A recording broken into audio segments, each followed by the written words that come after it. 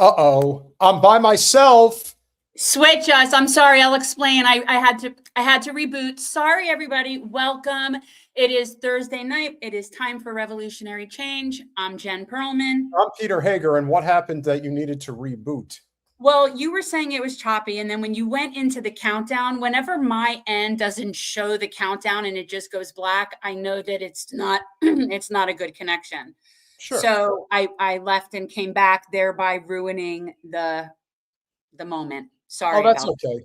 We are live, and that's what happens when you go live. There is no such thing as a perfect scenario. No. Hey guys, if you're new, welcome.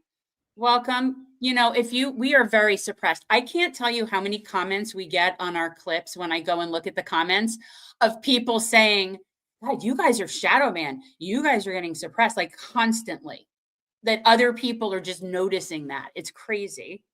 Yeah, I would say that because of the fact that so many people acknowledge that reality that, yeah, we can't find you, they bury you, we constantly have to look you up. You know, we are trying a couple of new things now regarding how we're going to hopefully, I mean, look, we're not going to beat the algorithm. We're going to do everything we can to try Graham Elwood was just talking about this with Lee on their little dual show. Apparently, Graham has a person that is going through on the back end and doing stuff that might be helping. So it might be something, worth investigating. I could text Graham and just ask him if there's ask him what he has somebody that's doing that for him that's helping, with that. So sorry, didn't mean to interrupt, but I knew I'd forget. Yeah. When I see something like this, I'm thinking, okay, I don't know what that means. You're predicting the future, Constantios. If you're predicting the future, my Greek friend, that is what it is. And guys, for the love of God, what is it with everybody? What is this? Is everybody evil? Is that what this is? See, here's the thing, guys. I don't talk about like every single position that every single person I know takes on the regular. Here's what I know. Anybody in my orbit stands firm against oppression and genocide. Everything else is negotiable. Everything else is kind of negotiable. And, you know, people that I know that give a shit about working people and the least of these, those are my people. We don't have to agree on everything. We don't. And that's okay. But those are the things that for me are just, I'm sorry if that's a big thing for you, but it's not my thing. Oh, David Hunter understands the score. You know, we try to do the best we can with what we've got. And that's essentially what we're dealing with here. You know, right now. I could not love you more than I do in this moment, Henry. I could not love you more than I do in this moment.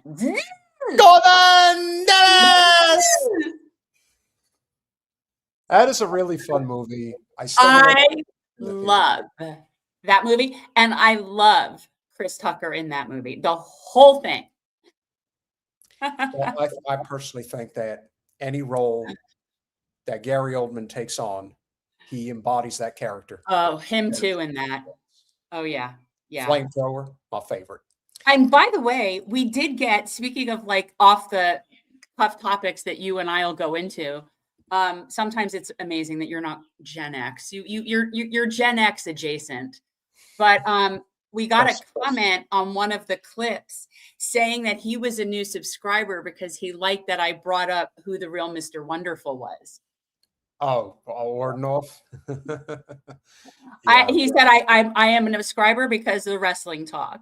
I'm like, well, the thing is, we're very versatile here.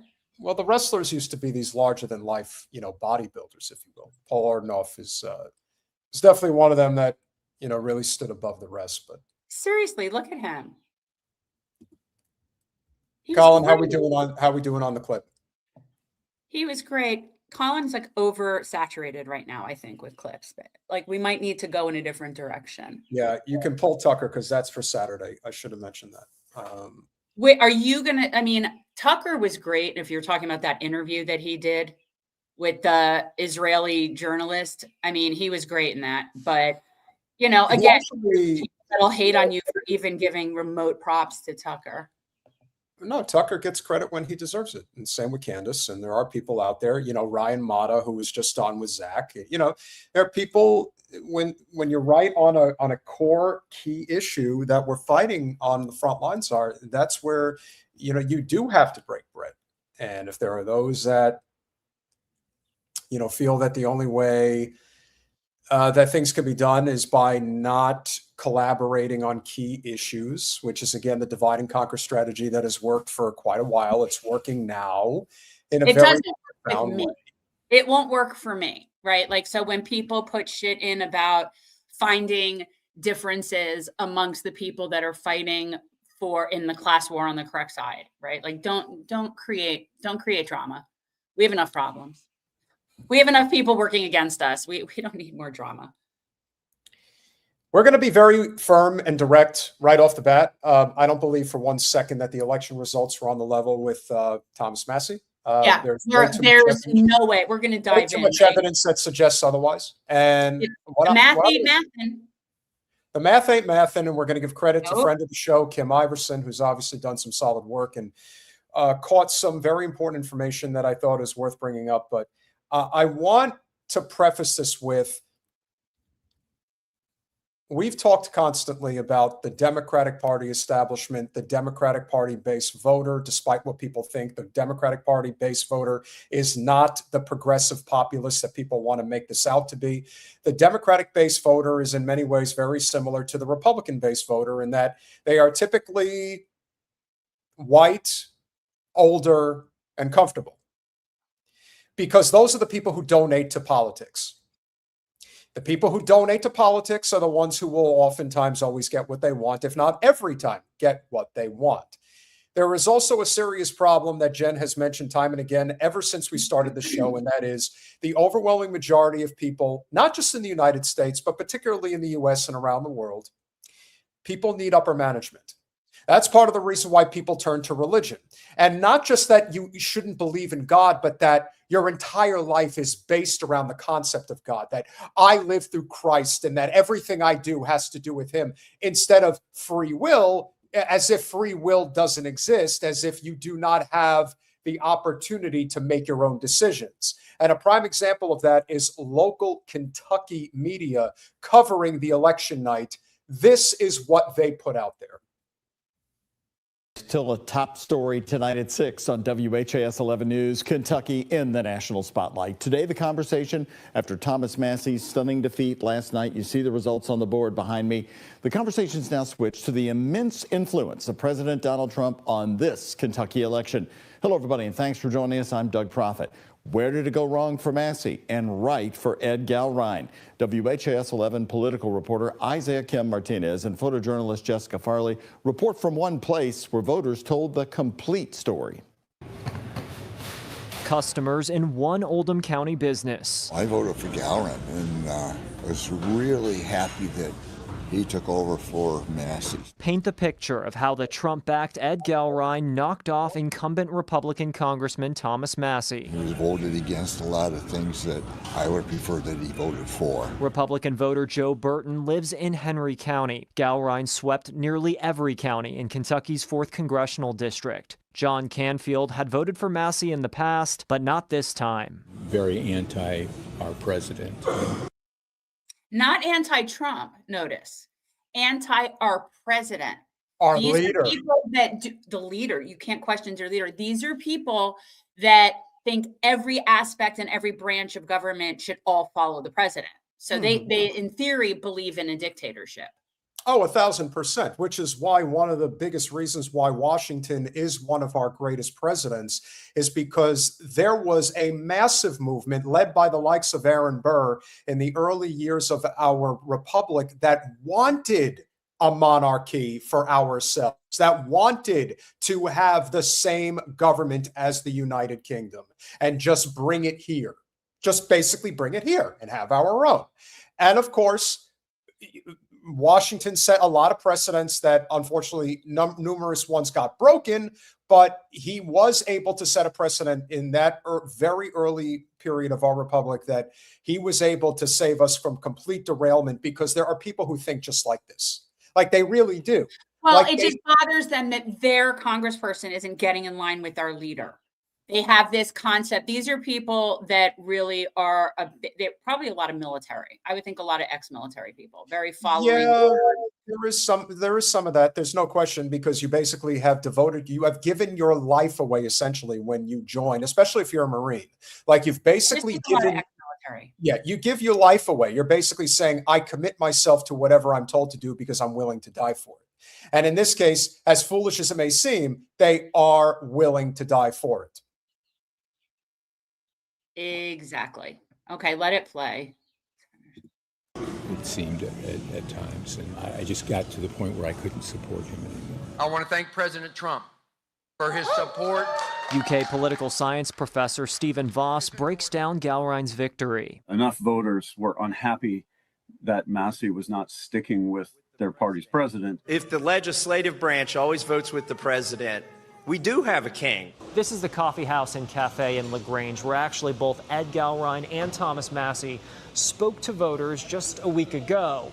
The result here in Oldham County, Ed Gallrein winning by 5 points. Coffee shop owner Jeff Baker. A lot of people are disappointed in Massie, but they knew what they were getting, kind of. We did also find Massie supporters here, including Darlene Burhow. I felt like he was working more for the people and not being a yes man. And independent voter Dale Gibson. I like the fact that he stood up, he said no, and it made Trump mad, and that's what cost him election. While Massie has previously said he'd be done with politics if he lost this race, it appears he's entertaining a possible next chapter. Who knows what Massie has planned next?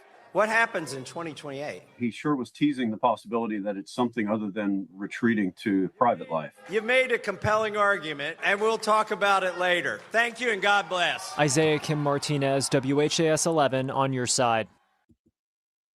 So there's so many things to say about the Massie election, right? Like, we can sit here and analyze the generational split and all of these reasons and all this stuff, and it's irrelevant, because what I believe happened, and guys, if you haven't watched Kim Iverson's analysis on this, it's pretty spot on, I think. What it sounds like happened to me is apparently Kentucky has a 30-day residency requirement for people to be able to vote in that state. And when you have a campaign that brings in $30+ million, right? $30+ million, how are you going to allocate that money in such a small congressional race?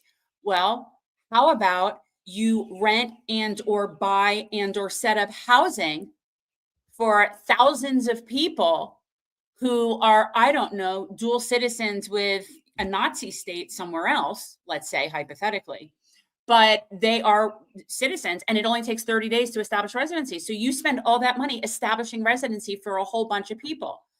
And that is the only way this is possible, because there is no fucking universe where in 50-something thousand new voters, which is like double what normally comes out, all came out and voted against Massie.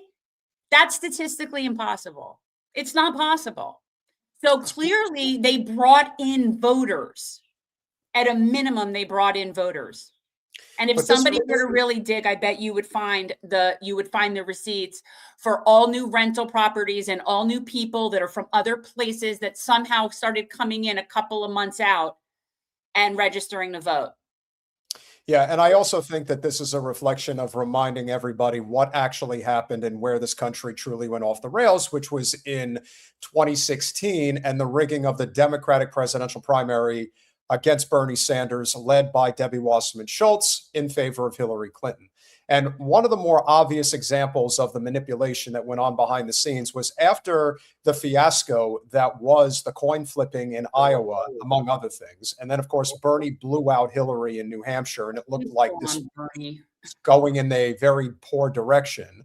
Then enter maybe one of the most powerful senators we've ever seen. And that, of course, was Harry Reid, doing the dirty work on behalf of the Democratic establishment in Nevada to basically rig the caucuses, bussing in people from God knows how many different states, from God knows where, paying them God knows what. And everyone knows that it wasn't on the level. How do we know it wasn't on the level? Because in the next caucus that took place in Nevada in 2020, the Bernie Sanders campaign was prepared for all the shenanigans, and they absolutely destroyed the competition in the Nevada caucuses. So then they had to take it a step further in their corruption. And so the reason Massie conceded is because he lost. Now, I'm not suggesting that they didn't register voters. They very well, that's how they spent the 30-something million dollars, was establishing residency for enough new voters to make that difference, and paying those people off, or paying people who live there, you know. But it's to have 50,000 new voters is extremely sketchy. Correct. And this is also why when people when people learned not to trust the process, when they understood that anyone, and I mean anyone, that goes against the grain of the corporate establishment, the Western hegemony that is led by the United States and Israel, is one and the same. This is a prime example of that. And now it's even more obvious because Massie is doing things that Bernie would never do. He would never go down, well, you know, they were doing things that were wrong. And I say, whereas Massie is willing to just say what's really going on. He's willing to basically be an assassination target. And there's a big story I'm going to cover on Saturday in regards to that. So the Tel Aviv comment was great. Yeah. So, right. It was great. See, Bernie would never make a comment like that.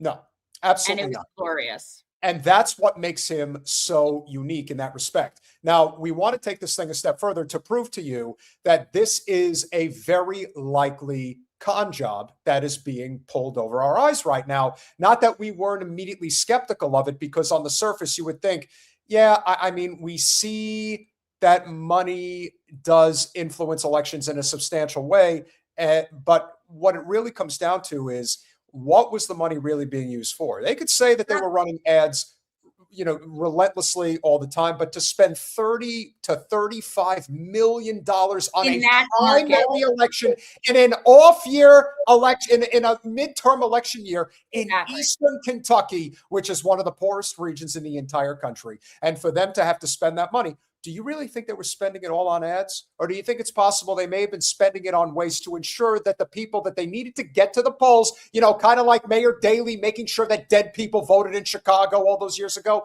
You mean to tell me that that shit still doesn't go on? You mean to tell me that they still don't figure out how to get people over there? Well, friend of the show, Kim Iverson, has some very important information to share with us right now. I ask you, do you think Israel would have allowed any other outcome?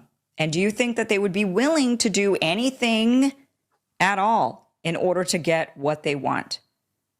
Now watch this video. Hey, what is going on, y'all? Listen, here's that second video that I promised you. Now listen, rock with me real quick. I'm about to eat real quick, but I want to show you something. Listen. All right. So I looked up some results for Thomas Massie, right?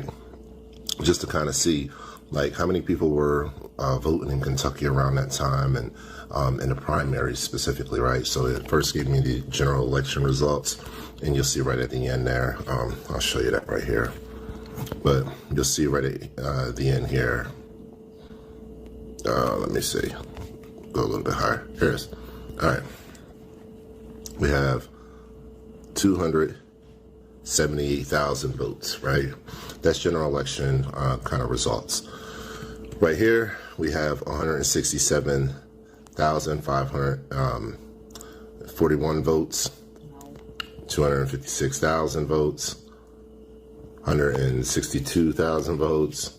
You get the point, right? That's just the general election results. So Thomas Massie fares very well in the general election, you know, results. And sometimes uncontested, sometimes contested, you know, it varies, it flip-flops. As far as, especially the primary, I'm sorry, he's uncontested. Hey, I was thinking you were going to just pull a clip. This is like the whole thing. We don't need to watch this whole thing. I mean, he sort of gets to the point where he explains about this theory, like the theory. I can move it up a little bit if you want. Yeah, I mean, we can sit here and parse the numbers, and it's going to look however the numbers look. Those are how many votes came in, and we can sit here and try to figure out, well, why? And, oh, these people didn't like that he disagreed with Trump. But at the end of the day, it's not sufficient to change that. It isn't. Asking you to believe, and I asked, this is the prompt that I asked. If the total votes for the primary were 52,000 in 2024, in 2026, the primary seems to have doubled. It seems that Ed has 57,000, while Massie has 47,000. Combined, that is a total of over 104,000 votes that have been reported thus far. As of right now, how many more votes or voters actually voted in 2026 compared to 2024 in the primary for that area? And here is what Grok gave me. Okay. So it is approximately, here it is right here. Circle it for you guys. That's this information. Sorry, I was trying to do a little box for you guys. That didn't work out too well at all. The difference, approximately 51,000, 53,000 more votes compared to the full 2024 total. This represents an increase of about 98 to 101. Do you see that? 98 to 101%. Nearly double. Right. Okay. That doesn't just happen. That doesn't just happen. Okay. So where did all these votes come from is the bigger thing. But I don't think you have that portion of it where she talks about that, but that's okay. The bigger issue is the strategy that they use, because they created new voters. Correct. That aren't organically from there.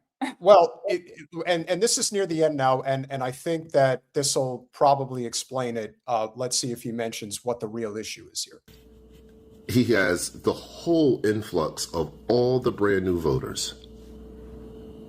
Yeah. And plus some of Massie's voters. That's what they're asking you to believe. Do you understand how crazy that is? To even assume that a man who has they can spend all they want in ads. You can spend as much as you want in ads. I've read the trends. I saw the lines. I saw the amount of people who were for Massie. We all did.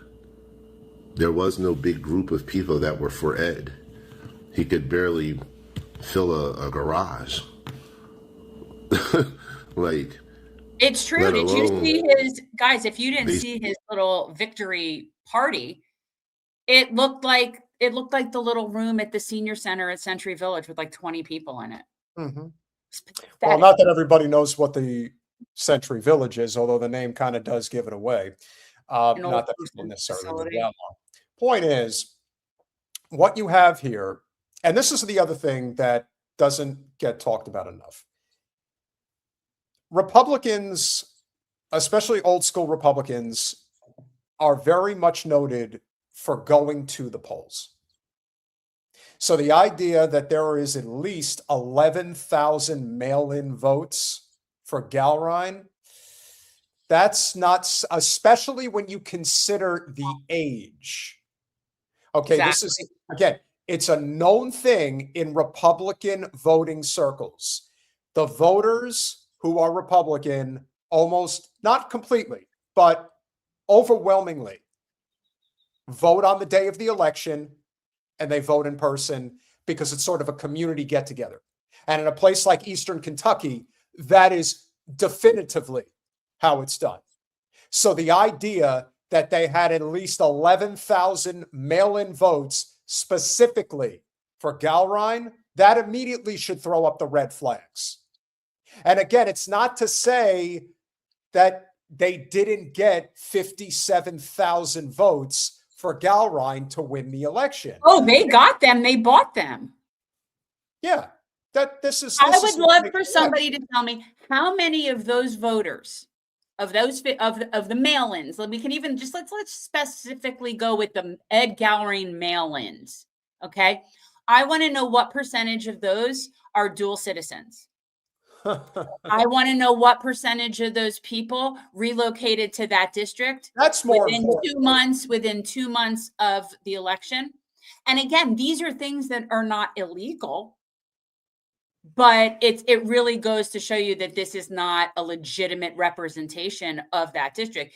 To take out somebody who has the highest approval rating in Congress with a man that couldn't win a state house seat is just not possible. It's not possible. Like, I feel like we've seen enough campaigns, we've seen enough ground game, we've seen enough. This is only a friggin' congressional district. There is no universe wherein someone who couldn't win a state house seat is taking out somebody with a 70% plus approval rating. Unless, that's not happening. And again, the thing that is pointed out with the numbers that makes absolutely organically. I mean, organically. Yeah. Correct. And so basically what they're having you believe, this is what they want you to believe. They want you to believe this very simple mathematical equation. They want you to believe that the vote numbers from one primary to the next actually doubled. But not only did they double, but all of those, essentially all of those votes went to Gallrein. All of them. See, they really didn't think this through very carefully. They basically assumed that Massie, with traditional variance based on the amount of people that would get exactly if it's not illegal. Exactly. So what we're saying, right? But the point is when we're talking about legal versus ethical, right? Those are very different things, because at the end of the day, what we're wanting is to have some form of a representative democracy, a republic. We want to have some form of where the people are represented by their person. And that clearly was not the case here, right? That was clearly circumvented by outside forces in this case. And it's so clear. So again, it very well could be legal, although I'm sure there were shenanigans as well. This is also one of the biggest differences between Bernie and Massie. You see, Bernie, Bernie in 2016, especially leading up to the convention, was willing to go along with what the people were asking him to do. And then he got to the convention, and that's when everything changed. And that's when he backed off. That's when everything went to shit. That's when Bernie never decided to deploy, if you will, his entire movement into growing some type of a mutual aid network nationwide, which he easily could have done. Again, so many misfires. And to me, it was deliberate. Whereas somebody like Massie is already toying with the idea of potentially running for president, and he hasn't even indicated whether he would run as a Republican or as an independent. And on top of everything else, here is the thing about being a leader of a movement. It is not your job to say the exact thing. It is the people behind you to say it and then not get in the way of it. And that's why I support Zoran, because that's what he's doing. He's basically allowing the people around him to dictate the terms as far as what he's going to do. And that, to me, is what real leadership looks like. You are either willing to be that person and you just play it straight and let the chips fall where they're going to fall. This is why I don't trust AOC, because the rubber will always meet the road in terms of her career coming first, and will never get out of line the way that Massie was willing to. Massie was willing to martyr himself. And politically, that's what he did. There's no telling what's going to come next. And Massie, even if he knows the election is rigged, I do think that Massie's a little bit more of a revolutionary than people are letting on. I think he has it in his blood. And I think he realizes that he is sort of invoking, the remnants of another patriot movement within this country, because it's coming. America First is the American Revolution all over again. That's what's happening. I would like to point out that I did specifically say that any offshoot would come from, I believe, somebody like Thomas Massie. In fact, I'm pretty sure I specified that. And potentially someone like Marjorie Taylor Greene. But there's no salvation of the Republic that's going to come from any version of the Democratic side. Correct. And this is the point that we wanted to make. Listen, we talked about this earlier. I'm happy for Chris Rabe. I have no doubt that he'll do some decent things as a congressman. But keep in mind, the mindset, especially of the Democratic Party voter, is that we just have to vote blue to vote our way out of this. They really have that mindset that if we just put the blue team in charge, we're going to make things better. That's what they believe. And when I think back on the Biden administration in particular, there is only, you want to say Ketanji Brown Jackson on the Supreme Court, have at it. To me, there was one positive thing that he did as president, truly one positive thing out of a litany of negatives. He put Lena Khan in charge of the FTC. As far as I'm concerned, that was the one good thing that he did. And in a sea of so much bad shit, you look back on it now and say, what is the real difference between whether you elect the blue wing or the red wing? You're getting the same corrupted, bought-off system where when 3 multi-Zionist Jewish billionaires decide we're going to throw $30 billion into one congressional race, $30 million, they wipe their ass with that money. These are not billionaires. These are multi-billionaires many times over. Okay, and all of that excitement aside, I just want people to stop and think for a second about the kind of people that would rather take $30 million to beat somebody standing up for us than they would take that money and help us. Well, but again, there are too many people within the demographic that falls under the person of narcissistic, sociopathic, and psychopathic personality disorder. And unfortunately, those types of people are often attracted to money and power. And where can you get a lot of money and power if you don't have a lot of skill? Go into politics. That's where you go. And a lot of them have found that way in there. And do not think for one second, considering how many congressional politicians I've met, do not think for one second that they do not despise Massie. They may work with him, but they hate him. And the reason they hate him is because he's a lot smarter and a lot more talented and a lot more honest and a lot more humane than they are. And that is one of the things that you learn, especially when you're growing up and you're around people who like to do drugs and you don't like to do drugs. They don't want you around. They see you as a problem.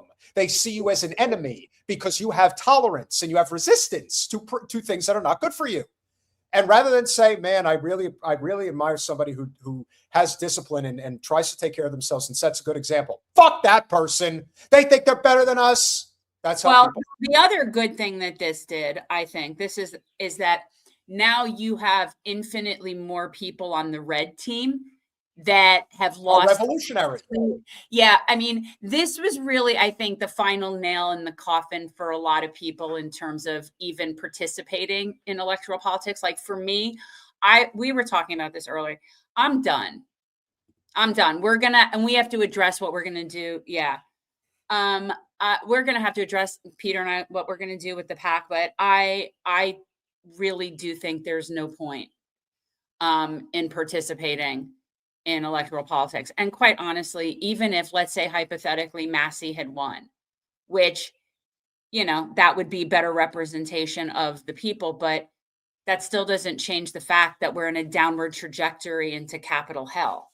Correct. And so I think at this point, like there's no point.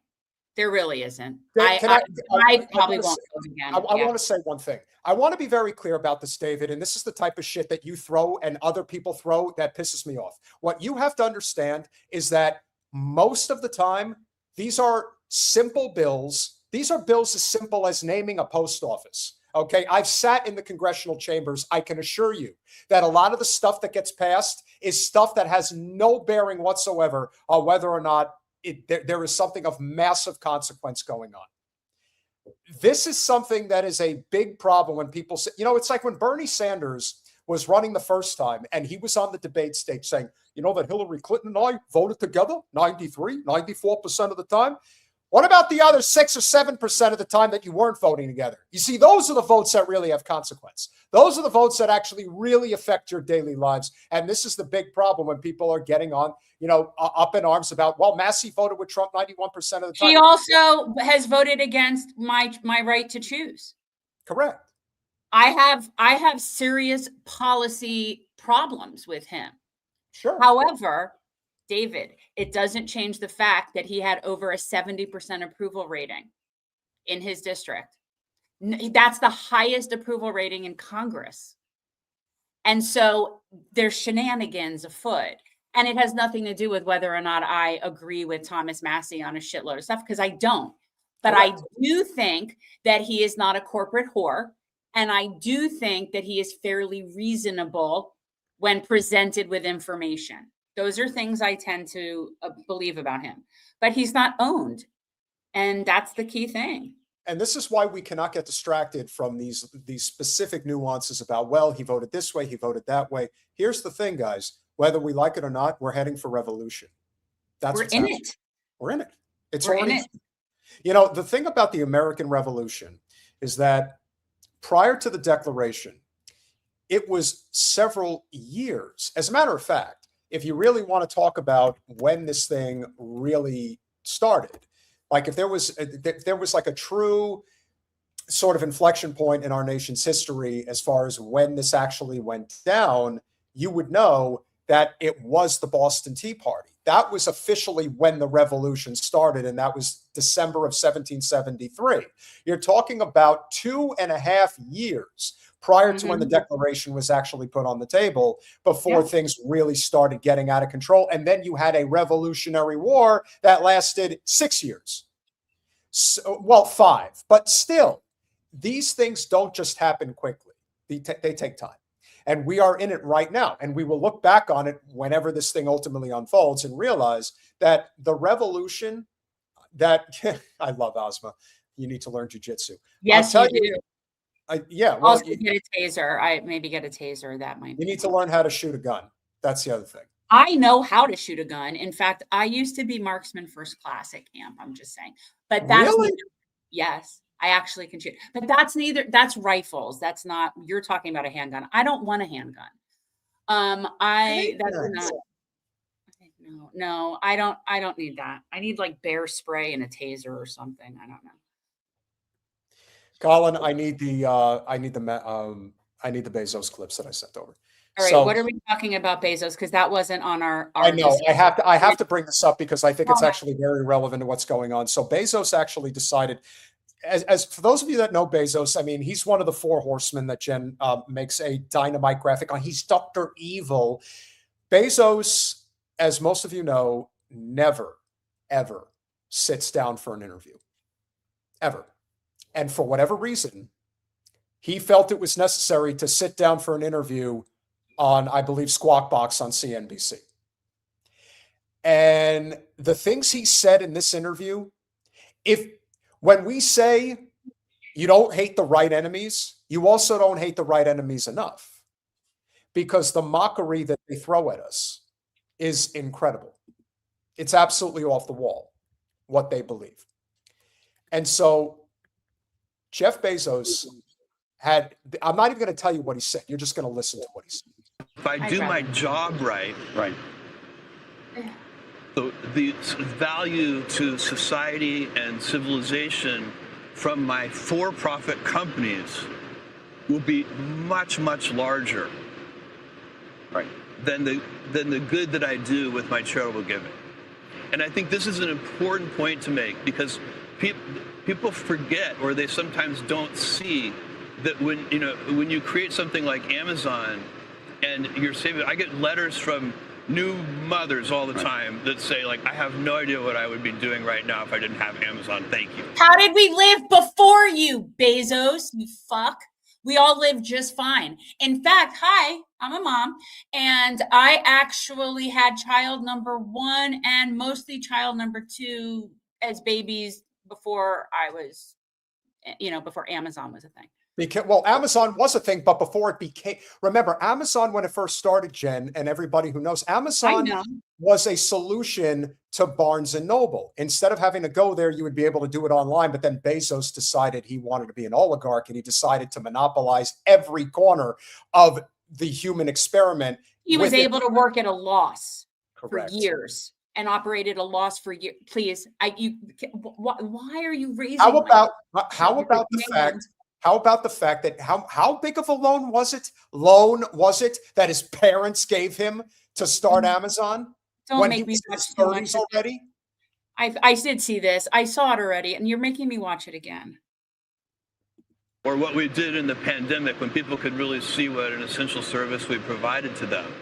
And so, this is, Amazon creates tremendous value. And by the way, all companies are creating value of some kind. No. And Elizabeth Warren has made this point repeatedly. No, that's just not true. To you and others are able to pay a lower tax rate, even though you're paying an enormous sum in taxes, a lower tax rate than maybe I am. These people sometimes say that I don't pay taxes. That's not true. I pay billions of dollars in taxes. The fuck you do. No, you don't. No, you don't. There's receipts all over the place about your tax shit. So believe it or not, Musk actually pays the highest percentage of the true oligarch class, and he pays about 3.5%. Bezos basically pays nothing. He pays nothing. Now, does he pay billions in taxes? Yes, and he also gets billions upon billions of dollars in tax breaks. So he doesn't actually pay. So he's a lying fuck. And this is why people need to understand that if there is a true, do I think that Bezos is the type of sociopath that Gates is? Probably not. I don't think he really gives a shit one way or the other about injecting people with poison. But I do think that he truly believes that Amazon should be the company that is the one-stop shop for the entire world, that the entire world should go through him. Yes. Well, that's what he wants to own. Yes. And this is what I think. Did it play? Oh, yeah. I didn't see nothing. I didn't do nothing. But this is what they believe. And so when they say, I pay billions in taxes, yes, pal, how much are you actually giving up in taxes based on your income? That's Bezos goes, he is definitely on the hit list. I can't make it go away. Make it go away. And it's a perfect, again, if people want me to pay more billions, right, then let's have that debate. But don't pretend, that's going to solve the problem. You could double the taxes I pay, and it's not going to help that teacher in Queens. I promise you. This is. Oh, but Jeff, I think the teacher in Queens would beg to differ. Also, potentially the people, I don't know, living in their cars at Amazon that are working for you and can't afford to rent a place. I want to punch him. I want to punch him so much. This is the thing about Amazon, which is just like Walmart, only on think of Walmart as the retail frontage, Amazon as the industrial back end. And so what these businesses effectively have done is they have destroyed small town America, small businesses nationwide for over one, if not two generations now. And so what Bezos has effectively done has devalued the currency through his business practices. So it doesn't matter that you tax him out of existence. That is not, he's correct. He has already ruined the system because of the way he does business. And he's not the only one. He just happens to be so high up on the ladder, like he's in the top 10. Like he's up there with these other scum suckers that basically represent the broken system. This is the problem. He truly is Dr. Evil. Like he is that guy. I know. It's you never hear, and that's the amazing thing. You never hear him talk. And when he finally decides to sit down for an interview, he didn't let us down. He said exactly what we were hoping he would say. Thank you for being so honest, Mr. Bezos, how much you truly hate this country, how much you truly hate the average American, and how much you are truly an evil bastard beyond words. You know what I think we need to, I think we need like some sort of like just pitchfork graphics, because that's essentially what needs to happen. This is like the people in New York, like the teachers, the nurses that are on strike, like all these people in New York, and he's just flippantly making some, oh, please. You must be new to our channel. We were put on that list a long time ago. Okay, eliminate Israel. I was put on that back in about 90 when I took this particular Marxist class in Boulder with somebody that was already on like the list. So I've been on their list for a long time, but thank you for your concern.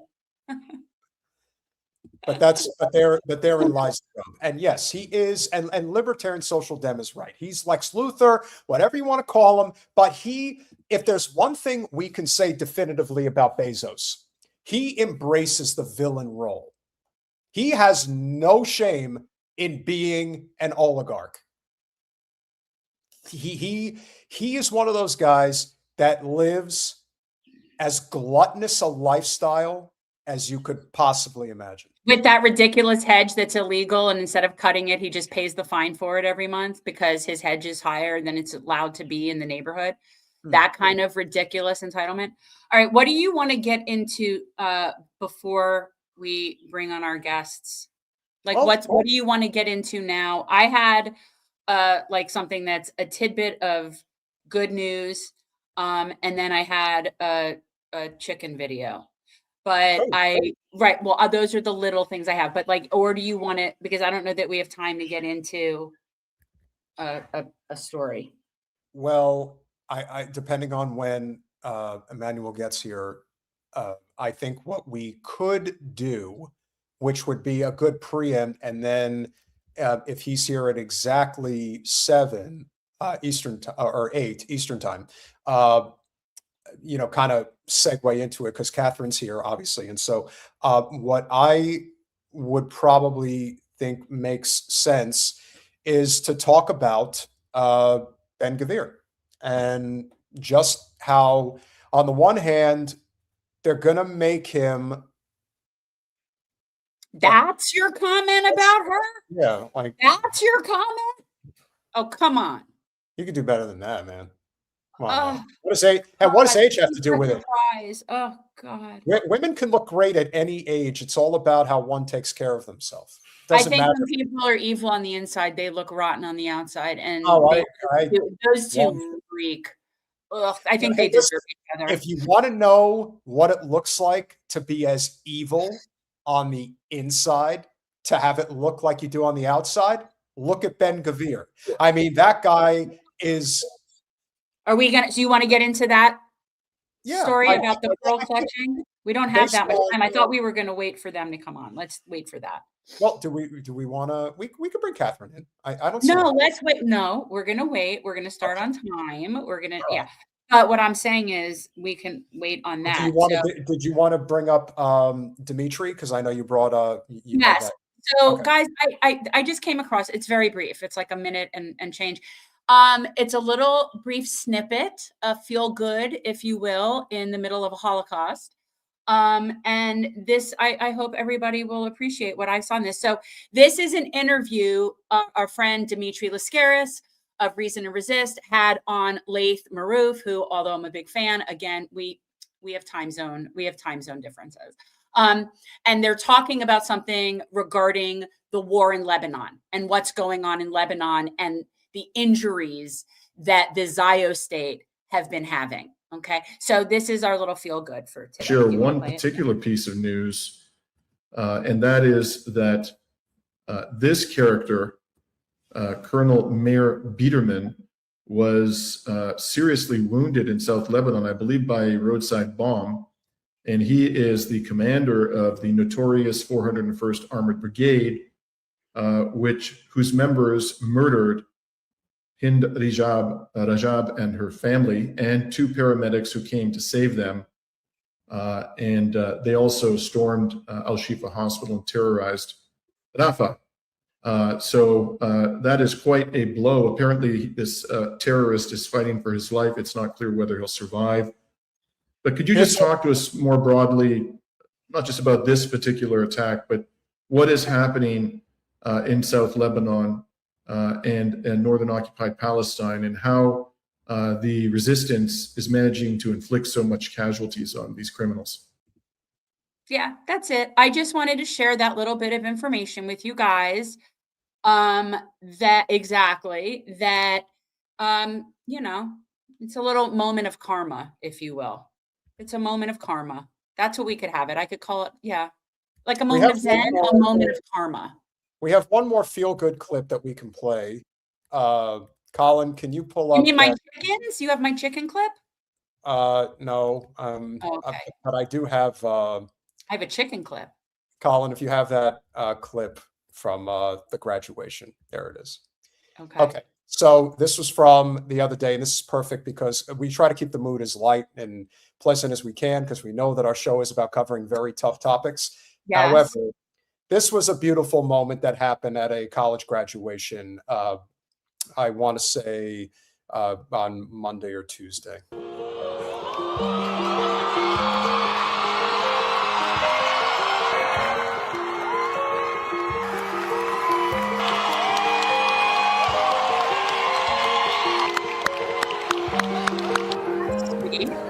Try this again because this has come in like really bad graphically. It's sweet.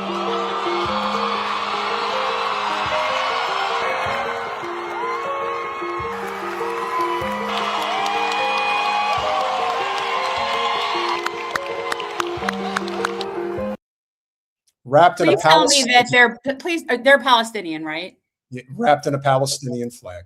Well, okay, because that just makes sense. Of course, they're both going to be doctors because, of course, they are. So I'm telling you, I met the woman with the 5 kids, and they're all doctors. I can't with them. It's crazy, but anyhow, that's sweet. So I pulled off a little bit of a surprise for Jen with our guest this evening. This was in response to a video that you thought was great regarding what the Israelis are up to. We played it. We played it, guys, a few weeks ago about the invasion of the Zios into Costa Rica, and you guys know how I love Costa Rica. So I was very pleased to see the resistance that is being put up, and I had forwarded you that video. We played it, and it was very pleasing to me. So we're going to talk with Emanuel and also another leader of the resistance. It's Kathleen, right? Katherine Terrell. Katherine Terrell and Emanuel Ramirez, welcome to Revolutionary Change. Pura vida! Pura vida! Pura vida. I have been so looking forward to saying Pura vida to somebody for so long. I'm so happy that you're here. It's my favorite. Welcome. Thank you. Thank you. So talk a little bit. I mean, it's nice to meet you both, but Emanuel, I had seen, I'm sure you've done many clips, but the one that first came across my feed was you talking about how you're being harassed in person at your events by the Zios. And I thought your reaction was great. And so I'd love for you to talk about what's been happening there on the ground.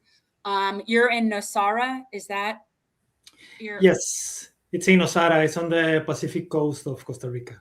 Okay. It's a small beach town. Right, but that's why they go there. It's this resort. It's one of the more resorty kind of places. Yeah. I understand. But talk about what's been going on the ground there, and in terms of the influx, the increase in the amount of the Israelis, and what they're doing to you guys on the ground. Well, I think that this has been happening for many years. Like, this is not new. They have been living here for many years, but the community is growing little by little. And basically, Katherine and I and some other guys, we started to talk about this, and like how uncomfortable we feel about these people living here, So we just started to peacefully protest, just Palestinian flags and some signs, and they started to react very aggressively, like really insulting us to our faces. And even like we did a manifestation at the beach, and one of them came to us, and she took one of the signs that we had, and she started to break it. And then they called the police, and the whole thing, it's like they believe that they somehow own the community just because they live here, just because they have a lot of money and they have businesses here. And there is like in the specific areas in Nosara where it's more concentrated of, let's say, foreigners who live there. So they feel that they own that area. Can I interrupt? Sí, por favor. Yeah. Okay, so Nosara, when people say Nosara, the actual town of Nosara is much further south than where the gentrified part of what people call Nosara is, which is Playa Guiones. So the beachy, strippy, exactly, and it's actually a refuge for turtles. So it's a protected area for turtles. So development here is a very touchy subject already, because there's there should be laws and regulations that protect the turtles due to lighting, like due to light pollution, noise as well, noise, and just wastewater, But that's a tangent. So, but what I wanted to address is that the gentrification has happened for many decades, because Plagueonis is also known as the American Project, and it was a development in the 1970s, and it's really accelerated from the 2000s until now, and more specifically post-COVID and post-October 7th. There's always been Israelis around, and I would, like one very sort of popular one that people may have heard of is Pachamama, which is a little bit south of here, which is like an eco village. And so anyway, the Israelis have been there for a while, but then it's really exploded, I would say, since October 7th, and the influx has been tremendous. And I have seen it, just having lived here for the last 8 years. She knows more than me in that sense. Well, one of the reasons that I'm one of the foreigners. I have to say, I'm one of the foreigners. I'm a U.S. citizen. I was gonna say you're not a local. You're not a native. No, I'm not. But, yeah. Yeah. If I didn't have, I'm a Costa Rican, but you're not disrupting the ecosystem. That's the way I would describe it. I mean, I tried to not be, a I try not to be a colonizer in that respect. And I always, like, for me, and I noticed it when I've been twice to Costa Rica. I have not been up to where your region. I've been to an area in Puerto Jimenez, Lapa Rios. I don't know if you've ever been down to that area. It's guess what? That's really got a huge part of south. land next to Lapa Rios. Lapa Rios. Yeah, well, like recently, Israelis bought a huge swath of land next to the Lapa Rios. Oh, yeah, it's so unfortunate. I can see the difference is they want to make everything be about them. See, if I were living in Costa Rica and if I didn't have kids, I would have been there a long time ago. I would have moved there a long time ago. But I would just be living how you're living. I wouldn't want to bring the shit here or there, because if I like the shit here, then I would just stay here. Yeah, well, that's what's so infuriating about them. Sadly, it's happening. I mean, we don't see signs in Hebrew yet, and but at least not here, but in Santa Teresa, which is like 3 hours south from here, Santa Teresa is the Tel Aviv in Costa Rica. Oh, literally. No! Oh. Literally, signs in Hebrew, the restaurants menus in Hebrew. They have their own everything, and they behave like that. How do the locals like that? Like, they can't possibly like that. They get used to that, because they come with a lot of money and they set up everything, and they hire local people because, like, these are like really local poor communities that have been abandoned by the Costa Rican government for decades. So just fishing communities, and then development starts to grow, but out of foreigners' hands. So they provide employees and stuff. And also what happens is that the level of education, unfortunately, in these rural areas is too low. So people don't get access to information about politics, and especially to what is happening outside, Right. So they don't know much. And also there is a cultural aspect to it that we as Costa Ricans, we are kind of warm and welcoming. Yes. And we share, like we are somehow pura vida, all this philosophy of pura vida. We love sharing with people. And we can be kind of innocent or naive even, like, and yeah, sometimes even like locals, they have told me like, hey man, but what are you doing? That's too far from here. Israel and Palestine, all this is an issue that has nothing to do with us. It's too far. And I try to explain them the connection between Zionism and what is happening here in Costa Rica through our government and in the community, but it's a very slow and deep process for them to understand the situation on a wider scale, because the way of living of local people, I'm not from Nosara, I'm from San Jose, I'm from the capital, from the city. But I'm a beach guy. I've been living in different beach areas in Costa Rica, and I moved to Nosara like about 4 years ago. So people here live day by day, just more grounded in nature, more simple way of life, which is beautiful, but it also has disadvantages when you start to live with other people who come here not grounded in that hard, like way of living. They want to colonize. They want to impose their mindset here. So it's something like that. I don't know if I answered your question or if I went. No, I think it goes without saying that this is the problem that we have seen all over the world. It's not just something that obviously October 7th has drawn a greater spotlight on the problem, but Israelis, with the backing of our government, the hierarchy within our government structure, is to basically allow these people to dominate the globe as they see fit, whether it is to come to places like Central America, whether they go to Cyprus, whether they go to Southeast Asia, particularly to Vietnam and Thailand, Philippines. What they've done, obviously, in the UK. I mean, as far as I'm concerned, London is the test ground for all of it, because you're seeing right now with the likes of the Tommy Robinsons of the world, what they will do as far as convincing people that that Israelis are they're our God. Like they are the chosen people, and we must adhere to their will no matter what they do.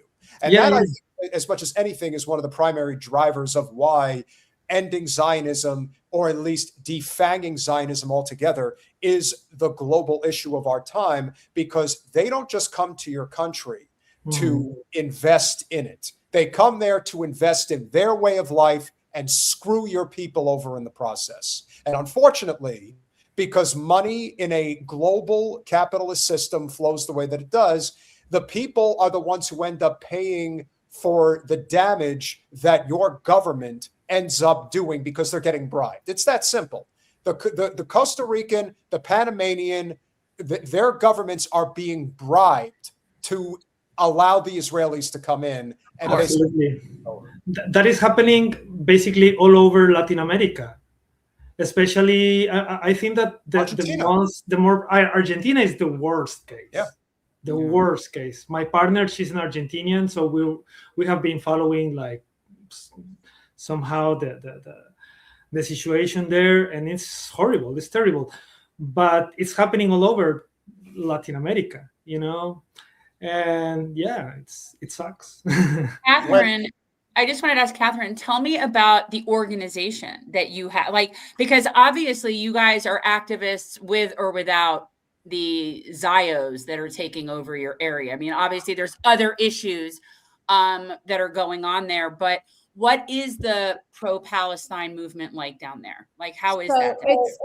We're called Nosara Revolution, and I was kind of doing things on my own with other activists too before I met Emanuel. And actually, when he first texted me, I was very like, "Who are you? Are you like spying on me?" But she said that I was a Mossad agent. I've always felt deeply that this movement should be Costa Rican led. It holds no water for me as an immigrant here, because ultimately this is Costa Rica. I hold residency here, but it is so much deeper when it comes from Costa Ricans, because it's their land. And whenever I meet with Emanuel, I say, se defienda su tierra, like defend your land. Because at the end of the day, I could leave tomorrow, other Americans can leave tomorrow, and he's left here with no other choices with his Costa Rican passport. And he has to look around and see the results of what's happened as a result of the colonization of these, by Zionists. So when Emanuel, messaged me, I was really, really happy. And he has really put himself out there in ways that is extremely brave for such a small community. This is a fishbowl. When you walk down the street, people know your business. People know exactly who you are, and there's repercussions to that. And you know, Emanuel, it's we're really lucky to have you. You know, so we're still a very small group because as much as there are people coming in, not many are willing to put their face out there. Yeah. So Emanuel and I first started because we had a table at the farmers market to collect petitions against the free trade agreement with Israel that the Costa Rican government is, you know, pushing through. And so we were gathering signatures at the farmers market, and even then we had vendors ask us, "Could you please move aside because you know you're hurting our business here." And you know, that was hard to take, right? Yeah. At the same time, we did get a lot of signatures. And then, you know, at the same time, we did get accosted as well by Zionists on that one day who came up to me and, you know, he said, "Are you part of this movement of from the river to the sea?" You know, and I said, "Yes." And he said, "Well, that means you want to kill my mother, my grandmother, my family."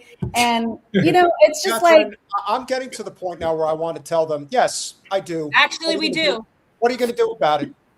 What you need to do is go crawl into a hole and disappear. Because as far as I'm concerned, when we're I'm allowed to want people to be dead. I don't, but I could. It's my right to think what I want. That's what's so frustrating. Even if I say from the river to the sea, and that means that I want Israel to cease to exist, okay.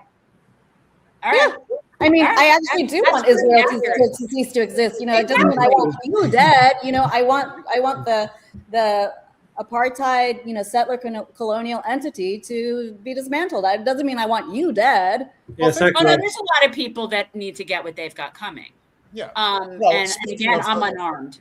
But well, speaking of who has it coming, and listen, the whole Zionist concept, again, it's a settler colonial project that has worked immensely well for them, immensely well. Basically an ATM open for business 24/7. And you better believe that people that already have narcissistic personality disorder, believing that they are the chosen people, will automatically revert to this idea of, well, what could we do to convince you're anti-Semitic, you're trying to kill.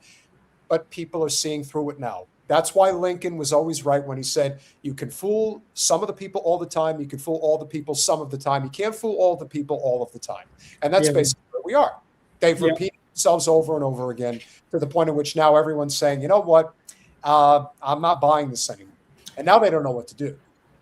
Exactly. And more people are awakening. You know, it's like a wave that is taking somehow the whole world.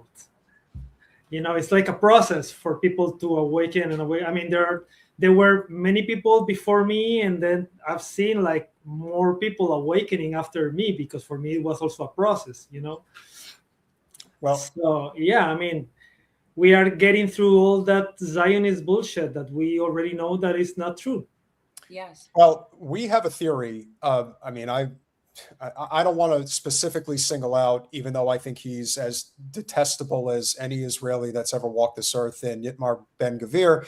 And of course, this is somebody who gleefully admits that he's a genocidal mass murderer. He does not hide it. He is very proud of it.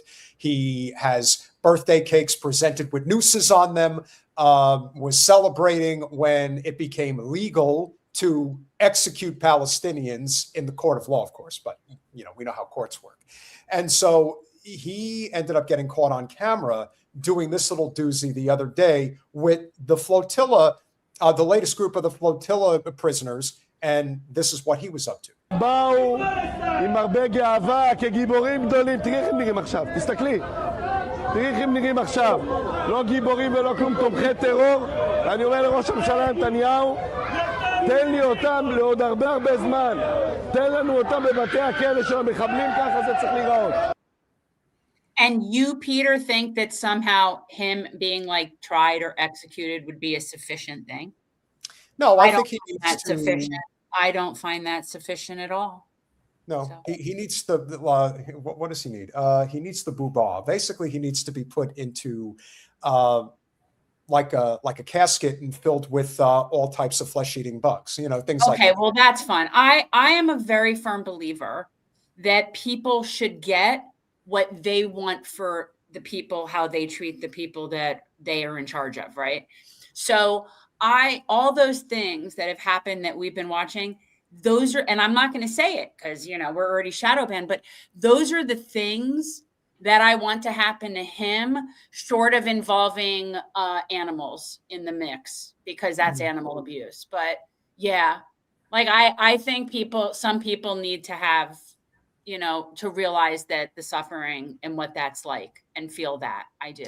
There's one more small clip to play that's a part of this scene that, again, he's now getting called out for. I'm angry that I feel this way. I'm angry that somebody makes me feel this way. I am unarmed. Like I am not a violent person. But there's a reason why Israelis are regarded as the worst tourists in the world by far, because this is what they do. They want you to hate them. That's part of their modus operandi as well. They want you to hate them. Free Palestine! Check it. You check it, asshole.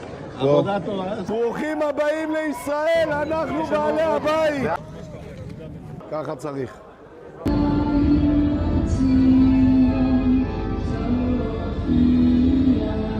ישראל חי.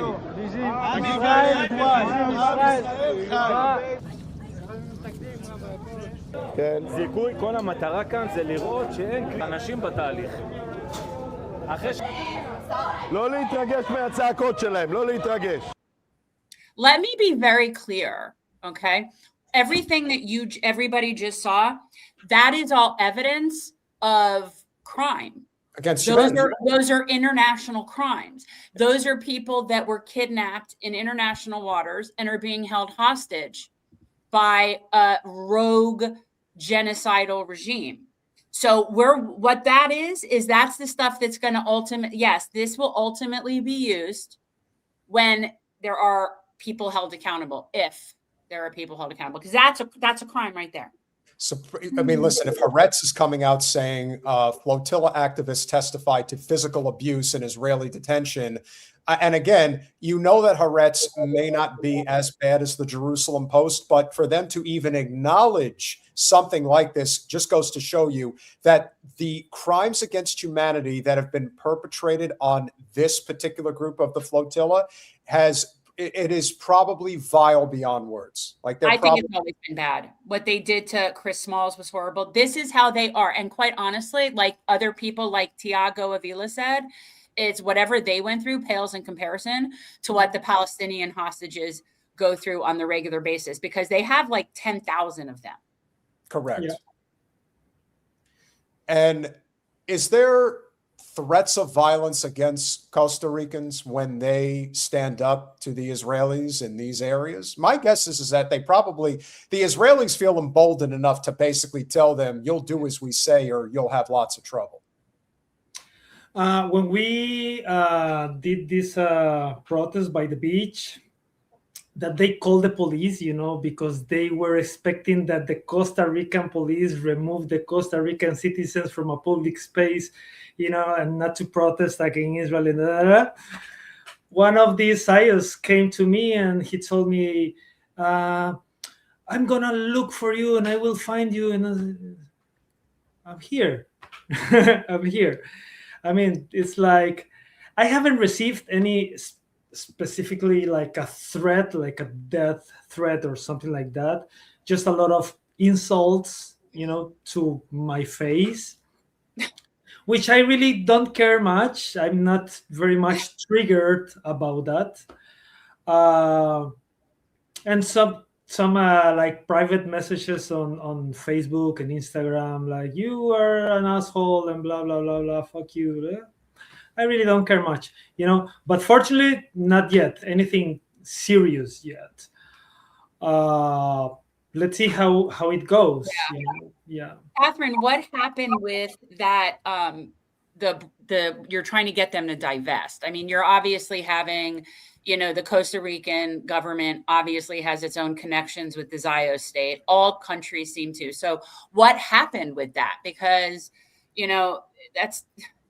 that's inevitably how it needs to go, is every country needs to do that. And that's unfortunately, unfortunately, I don't know if you're aware, but there's a new president now who was recently inaugurated about a week ago, Laura Fernandez, and she's a continuation of the right-wing government that was previous before Rodrigo Chavez. And for the inauguration, Isaac Herzog came to anoint this new president, which is, all sorts of obscene. And so in the stadium, there were very few spectators, and they forced the university students to come to be, to fill the seats. There were some photographs that I saw from there that were, just kind of like mind-boggling. Costa Ricans with Trump hats, Costa Ricans with Dixie Confederate flags and American flags. At the same time, those students who wanted to enter with Palestinian flags were banned from entering with Palestinian flags. So there is like the same repression that we see in other places, but not with the same sort of brutality, I would say, because the brutality that we've seen in Germany, for instance, or the United States is way worse.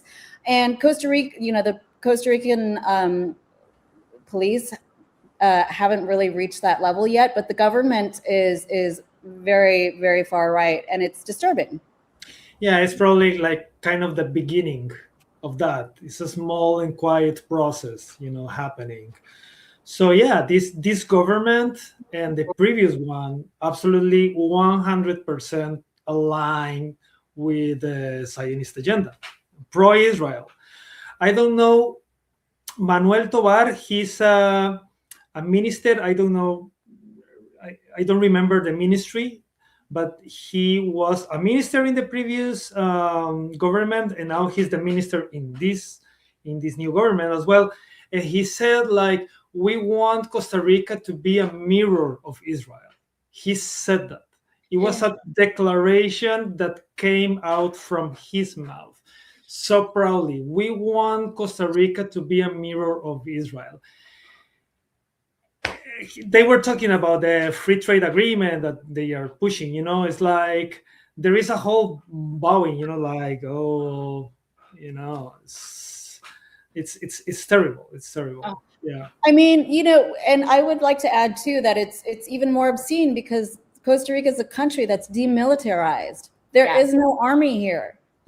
So for Minister of Costa Rica to say we want to mimic, the state of Israel is just so obscene, and all of the values of supposed peace that everybody here is raised on. Yeah. Well, who would be their group that they would oppress and put in a concentration camp? Is there what does that mean? We want one of the reasons I love Costa Rica is that there is no military. That's one of the key things to me, is knowing that my tax dollars aren't going to kill people in other countries. That's not my where I live is not about world domination. Well, it's difficult to visualize, what these people are visioning in their minds for Costa Rica, regarding to this love for Israel. For now, we know that it's about the free trade agreement that they are selling the pineapple, Costa Rican pineapple and the coffee, we will export it to Israel, and then they will import their technology because they are a super technological power in the world, blah, blah, blah. But it's obviously, it goes in a different direction. It's more like they want Costa Rica to be a platform for all their security and military technology to come here and then spread it, to the rest of Latin America. Oh. something similar and even worse is happening right now in Honduras. I don't know if you heard about the Honduras Gate. Yes. It's horrible. It's terrible, you know. I think that's kind of even worse than what is happening here.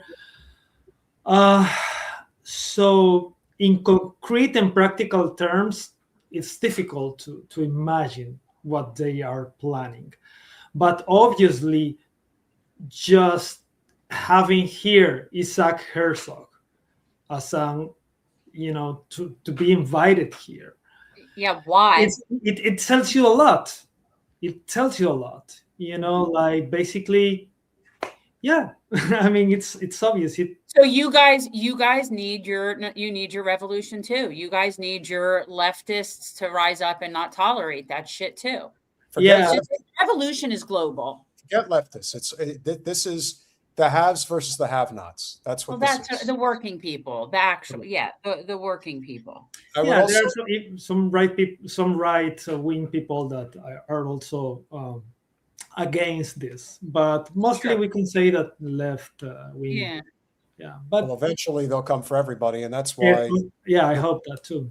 One of the story that I did want to cover with you guys is obviously what went down in San Diego a couple of days ago, the shooting up of this mosque, and the way that the American media has covered it, which is not surprising to anybody, is basically not cover it at all and pretend like this is not happening, even though the violent rhetoric that has been thrown in their direction, particularly by the likes of a particular Zio scum in South Florida that Jen would like to rearrange her already rearranged face. That, of course, is Laura Loomer. The violence that has been done in the name of Zionism knows no end. But I want to show you guys this one clip from Mayor Gloria of San Diego. When we talk about the elected officials like in Costa Rica who want to do their pomp and circumstance with President Herzog, this is an example of somebody who basically spewed nonstop hateful rhetoric in the direction of Muslims, basically saying that they're inhuman scum, that the Jews are under attack and that we have to protect them. And this is what happened at his press conference yesterday.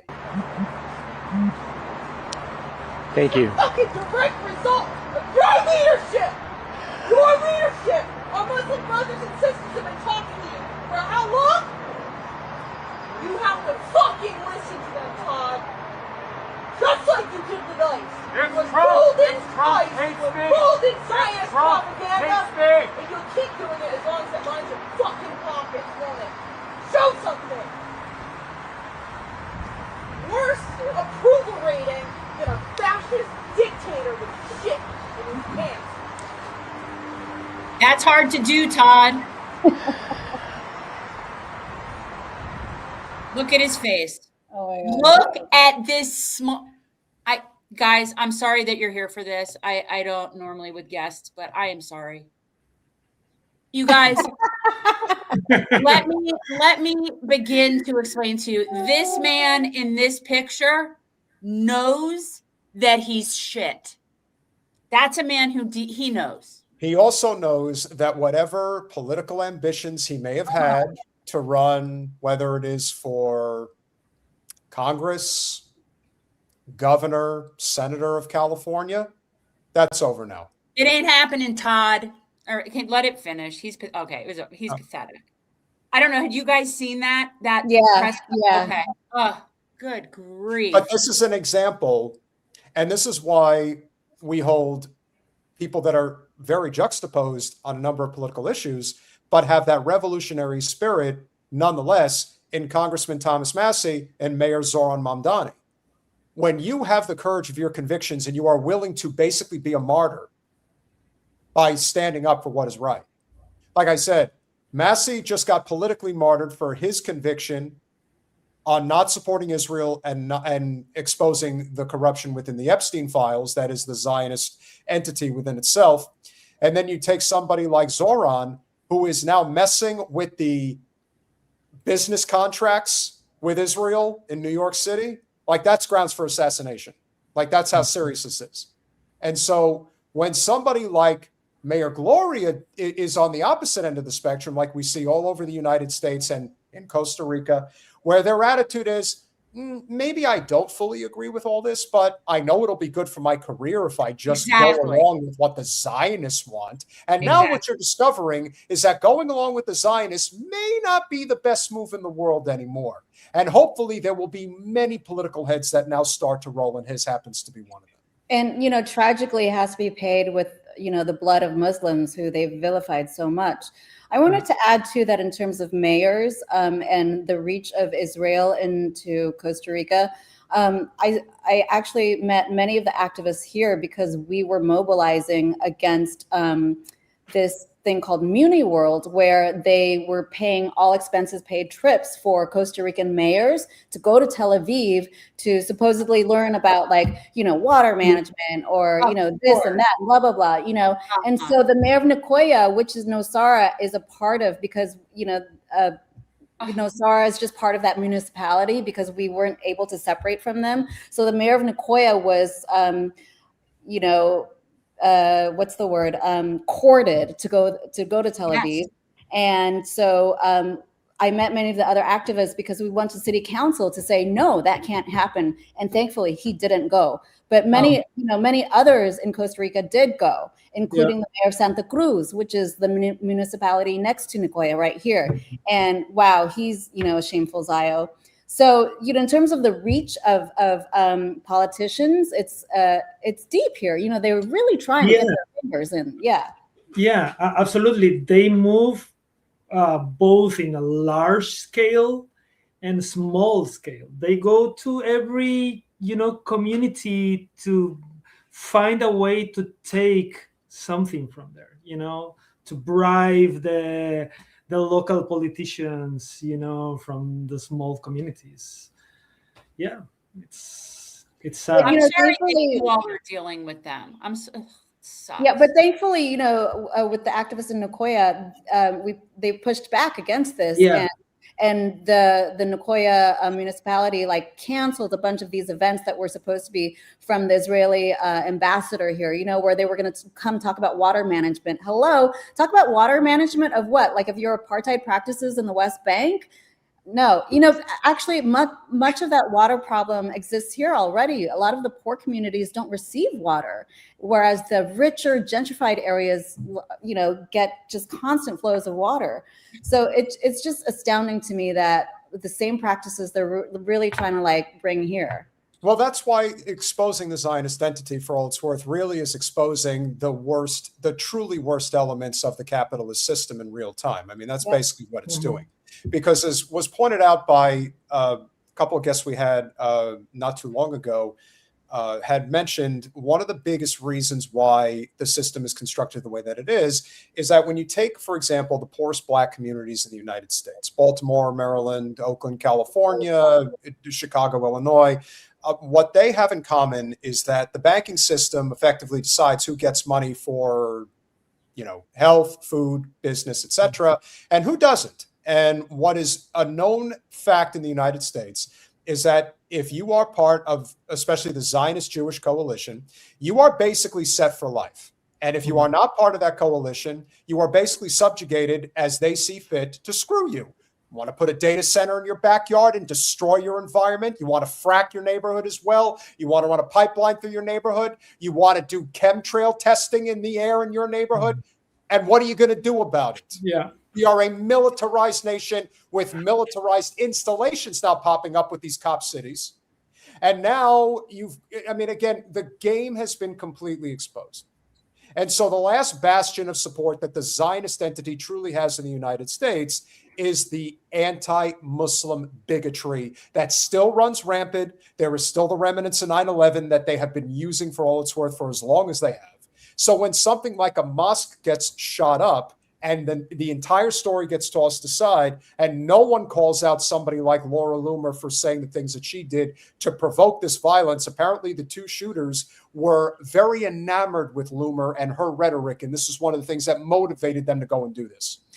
But no one's going to talk about it because Loomer's part of a protected class, as a lot of Zionists have been saying. We are a protected class. Well, they're not kidding.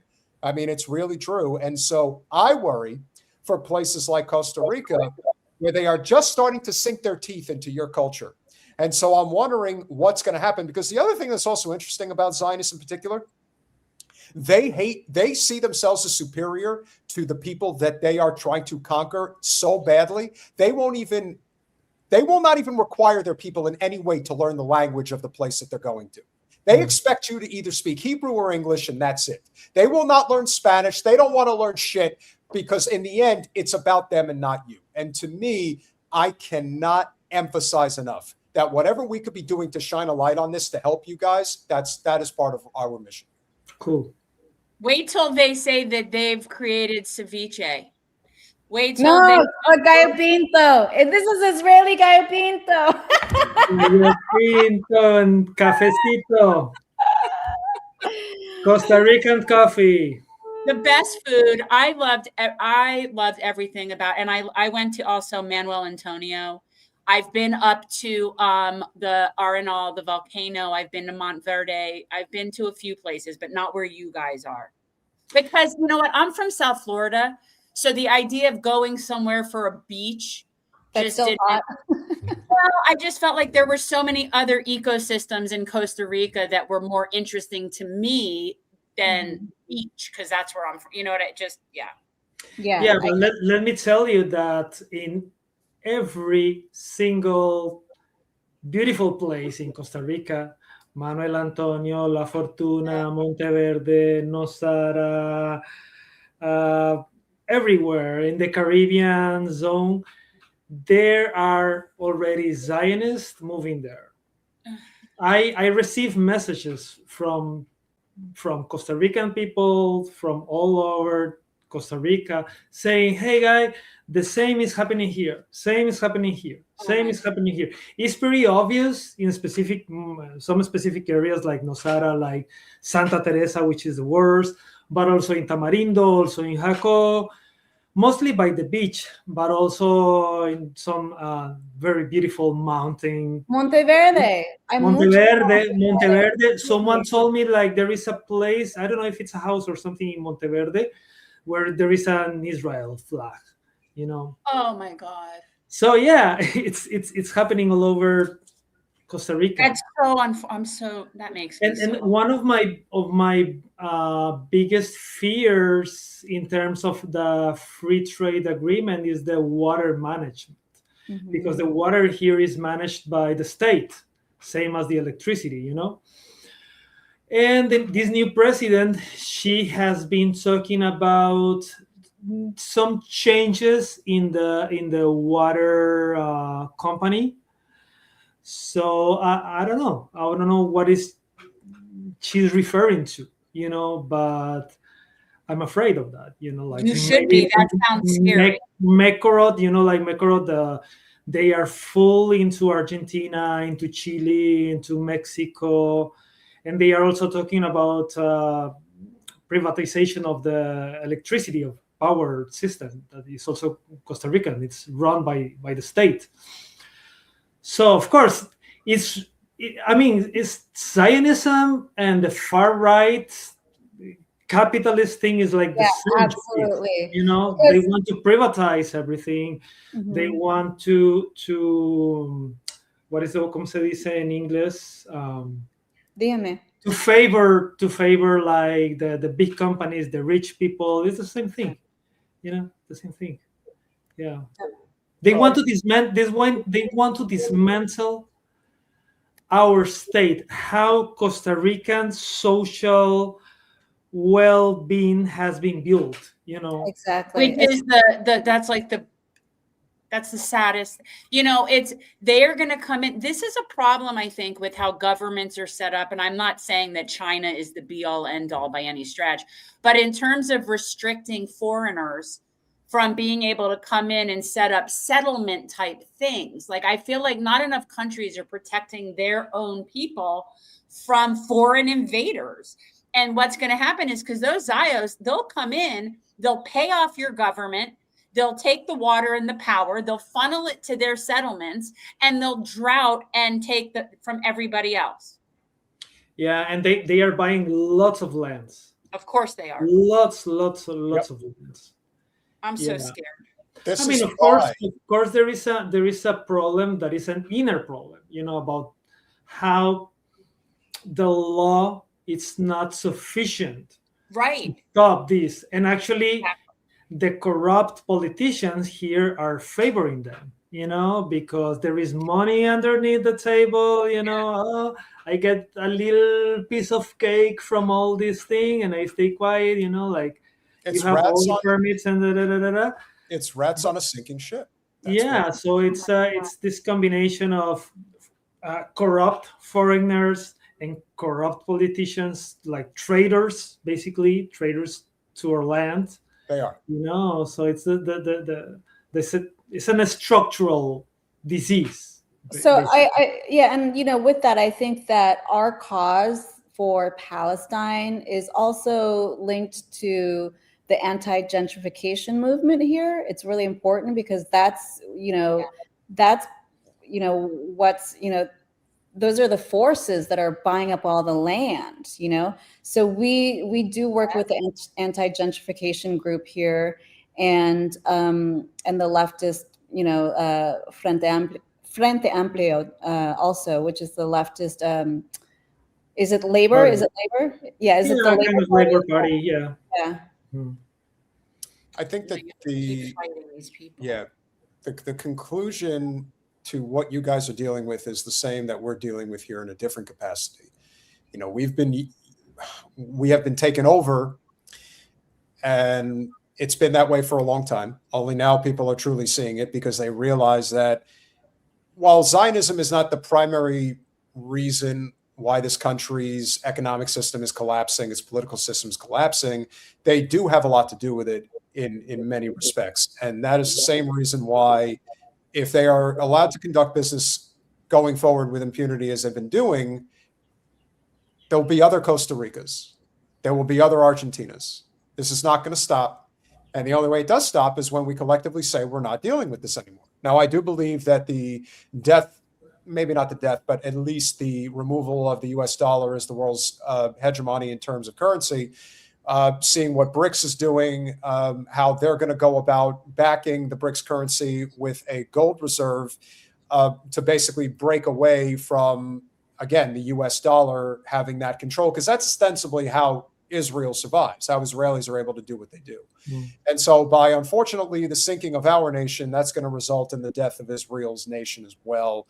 So whatever we can do to continue, as Jen likes to say, cross-pollinate and figure out how to collaborate, that's what we're here to do. That's what revolutionary change is about.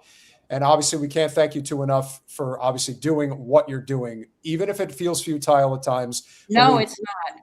Yeah, there is a world of people out there that have your back, and we will do everything to help. I think just building the connection. It's building the coalition. It's that we know you now. We know, we know the revolutionary people down in Nosara now. Like, we know them. So, like, it just keeps building this coalition of people because this is global. And it's globalized intifada. Yes. And what I really want is to make my people, the Costa Rican people, to feel empowered. I mean, I cannot fight for the whole country. I just like a small movement in this small town, but I want the other people who live in their towns, in Santa Teresa, in Tamarindo, here or there or whatever, in San Jose, that they feel the same power, and that they start to organize themselves. But it's difficult because our culture, our Pura Vida culture, it's beautiful and enchanting, but it has a dark side, which is like we are very passive. We don't move much. We don't complain much. We always say, "Oh yes, sir. Oh yes, sir." You got to find your inner Irish. That's what you got to do. Yeah, exactly. The Irish. That's one thing we've learned, and that's why I'm very proud to be Irish. Because as soon as this went down, my people in Ireland immediately came out and said, they are my people. You're from New Jersey. I'm Vietnamese. I was actually born in Vietnam, and after October 7th, I mean, that was my decolonization moment. To be honest, I was very ignorant. Yeah, I was super ignorant beforehand. Just absolutely ignorant. And it's really awakened my sort of call from the ancestors as well, and to see how the history of Vietnam is connected to Palestine too. Yeah, all of it. All because your nation, and everybody thinks this is about communism. No, it's not. That's not what Vietnam was about. Vietnam was simply about the American Western hegemony saying, hey, you guys got some really nice resources in Southeast Asia and Vietnam, Laos, and Cambodia, and we want them. And you decided, no, we're not giving them to you. You'll have to kill us in order to get them. And they're like, don't ask again. Yeah. And that is the and unfortunately, as much as it pains people to have to come to terms with what the American empire really is and what it's always been, it's no better than the British Empire. It's no better than the Ottoman Empire. It's no better than the Roman Empire. It's no better than Genghis Khan. And I could go on and on. Yep. This is who we are. I agree. Globalize the enchiladas. Definitely. Yes. We could definitely do that. Let's definitely keep the conversation going. Again, thank you both for all that you do. Thank you for coming on. This was actually a surprise for Jen. I didn't tell her that you were coming on until I've mentioned Costa Rica so many times on this show, because it's just one of my. It's special. Well, but you're right. It's a vibe. I want to. I just got settled somewhere away from Zios, so I don't know that I want to go anywhere near where the Zios are. Like, I just moved somewhere safe from Zios. No, but please come. We will receive you. You have now a bunch of pro-Palestinian and anti-Zios friends here. That's so nice. Thank you, guys. Do we have we will prepare some good coffee. Yes. Listen. Let me tell you, my father, well, he doesn't get it from Costa Rica, but he does get it from Colombia. And let me tell you, when you have real, whether it's Central America or South America, at the tip of South America, I still consider that part of Central America. Point is that when you have the best coffee, sorry, Hawaii, when you have the best coffee, you don't have to put anything in it.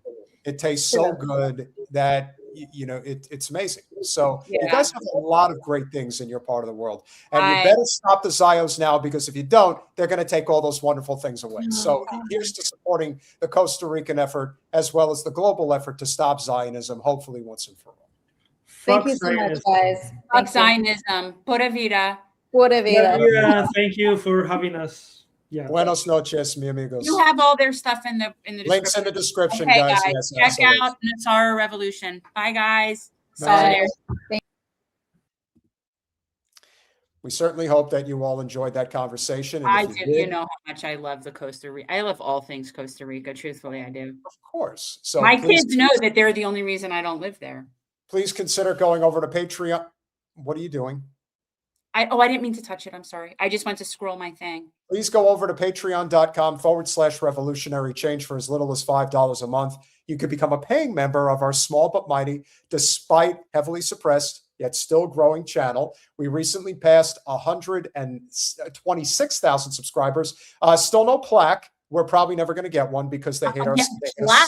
They keep unsubscribing our subscribers. So I'm not their hatred. Send us a plaque. Wolfenstein, thank you for the $10. Jen, happy birthday. Sorry it's late. I had no keyboard, but did watch that great episode. Well, you're here now, my friend. We appreciate you. Well, you got to see the parents. How are you, pal? Mario. Thank you for the $5. People of the chat, please support my good friend Angelica Dueñez in California's 29th. She's running now? Again? Hey. Oh, my God. Okay. Keep fighting the good fight. Thank you very much, Mario. Always a pleasure. Duly noted with the $10. Where's the defamation lawsuit from Massie against the Israel lobby using his image in an AI smear ad with Ilhan Omar and AOC, insinuating sexual relations to disgust clueless senior voters? Again, the rule of law is dead. It doesn't exist. I didn't see those, but here's the problem. And I don't know if people know this, but like when you're talking about defamation against a public figure, it's so hard for them to be able to prove it because you have to show that it negatively affected his reputation. And here's the thing, right? Yeah, kind of. And not just that, but it's so hard to prove when you're a public figure because the standard that you have to show is very high. It's not worth it. It's not worth it to do it. That's Also, why very I few would people- suggest that affiliating with people like Ilhan Omar and Rashida Tlaib to me is a selling point. Yeah. So if anything, that is an improvement to his reputation. But So here yeah. we go. Massey's just getting sassy. More to come. Jim Taleb with the $5. Always a pleasure. Thank you, my friend.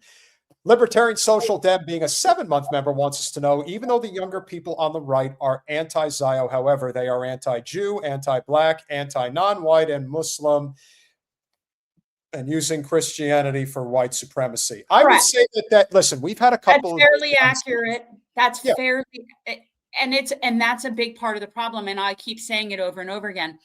Being anti-Zio and anti-Israel is not sufficient anymore.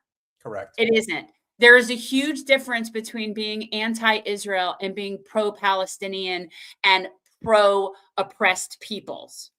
And I do want to push back on you, Libertarian Social Dem, because there's a lot of young right libertarians that are not like this. But when it's white Christian nationalism, yes, absolutely. That's without question the problem. Christian Zionism, just like Jewish Zionism is a primary problem in the Democratic Party, Christian Zionism is the primary problem in the Republican Party. And it's been like this for multiple generations now. We need to address Mr. Pink. I am not anti-white. I am one of the whitest people that I know. Peter and I are both very white. So no, I don't hate white people. I hate white supremacy, just like I don't hate men. I love men, but I don't like the patriarchy, right? It's the same concept. All right. So no, I don't have a problem with white people. I have a problem with white supremacy and white people that benefit from that system and don't stand up against it. Guys, think of it this way. The type of white supremacy Jen's alluding to is basically Jewish Zionist supremacy. The same all thing. supremacy. No, all white supremacy. You're not listening. Stop, please stop. What I'm saying is that what they believe in their ethnic, religious, social, economic superiority. That's what you're saying. And that is, obviously, that's exactly what Zionists believe. Like they're just very overt about it. Yes. The problem is that if you happen to be white and you happen to be supremacist, but you don't have any economic or political power, then I don't give a shit. But if you actually directly affect my life, like Zionists do, I got a big fucking problem with it, as should everybody else. Harmony, thank you so much for the $10 super sticker. Really appreciate you. Nala Najer, always a pleasure. Thank you very much for the $19.99. Thank you, Free Palestine and the world from Zionism. We're working on it. We're working as hard as we can. Alex Scott Mittens, where the heck have you been? He's been here. I've been watching him. He's been there. Thank you for the $5. May God bless you, Jen and Peter. The problem is foreign and domestic. Thank you for this interview. May God bless Thomas Massie. Well, he's like basically Obi-Wan Kenobi. Like that's what he's becoming. He's becoming. We're not gonna glorify Thomas Massie. Okay, it isn't about him. It's about what this shows, how the system operates and how that's unacceptable. I'm not gonna sing praises about Thomas Massie. You know, I disagree with him on most things. Yeah, this is bigger than one person. Exactly. You know, but Massie deserves his flowers because he was willing to be a political martyr, unlike somebody like AOC who has no guts. And to me, you have to have guts. He has guts. Zoran has guts, but there's not a lot of people that truly have guts. That's the problem. But don't claim to be a leader if you have no guts. That's a big part of the problem. Wait, I'm sorry. John D with the $5. Great work, Peter, Jen, and guests. Thank you very much for your support. Noria with the $10. Thank you so very, very much. Free Palestine, free world from Z, cancer, and Thomas Massie, 2028 president of America. If he runs as an independent, maybe. If he runs in the GOP, I don't know about that one. We'll see. And I don't know that he'll look. Who knows? Ozma, you are such a doll. Ozma. $49.99. Thank you, guys. Peter, I'm filing your advice of learning to shoot a gun in my mind. I'm so nonviolent that the thought is foreign, but times are different now, aren't they? Oh, and happy belated birthday, Jen. Thank you, Ozma. I agree. It's horrible. Like, we are not, like, I can imagine you. I can imagine you're like sitting there in your lovely little hijab, just like so enraged, and just so not normally used to thinking violent thoughts. And But this is you, like saying, I'm enraged. Like you're not a violent person, but at the same time, you're basically saying, oh, but I can become a violent person towards a very specific type of person. I don't blame him. I just think people should get what they put out there. If you had any reason not to have bloodlust towards the Zionist cause, just remember, they have a dedicated holiday in Israel to burn cats and dogs alive. It's not for that, but they do that. It's Lag BaOmer, and it is stupid. Look, you're talking to an atheist. To me, it's all a bunch of hokey pokey. And you turn yourself around, and that's what it's all about. And mine as well. I'd rather do the hokey pokey. Tates with the $2. You are our inspiration, fighting for us. We're doing what we can. We're all part of a movement that has to sustain itself. And Libertarian Social Dem with the $1.99. Pete, don't give up on Jeb Bush. He needs to be molded. Jeb Bush. What? Go away with that. Please clap. Please clap. To our friends over at Due Dissonance, Keaton and Russell, you still do the end of that stream perfectly. I really appreciate that. And so, who is somebody that needs to be exposed?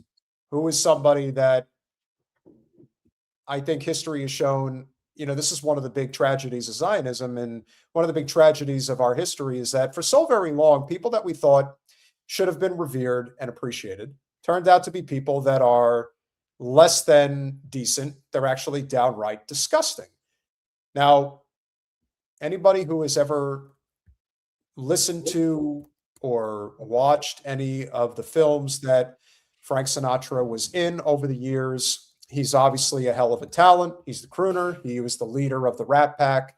What is it? How are you bringing in Frank Sinatra? I'll tell you why. Because unfortunately, we are in a situation where as we lead up to this very important story about the Resnicks, I want people to understand that when you have celebrities that are given platforms to say whatever they want, to do whatever they want, there's a reason that they have often been able to get away with this. Now, I'm not saying that Sinatra didn't have talent. Obviously he did.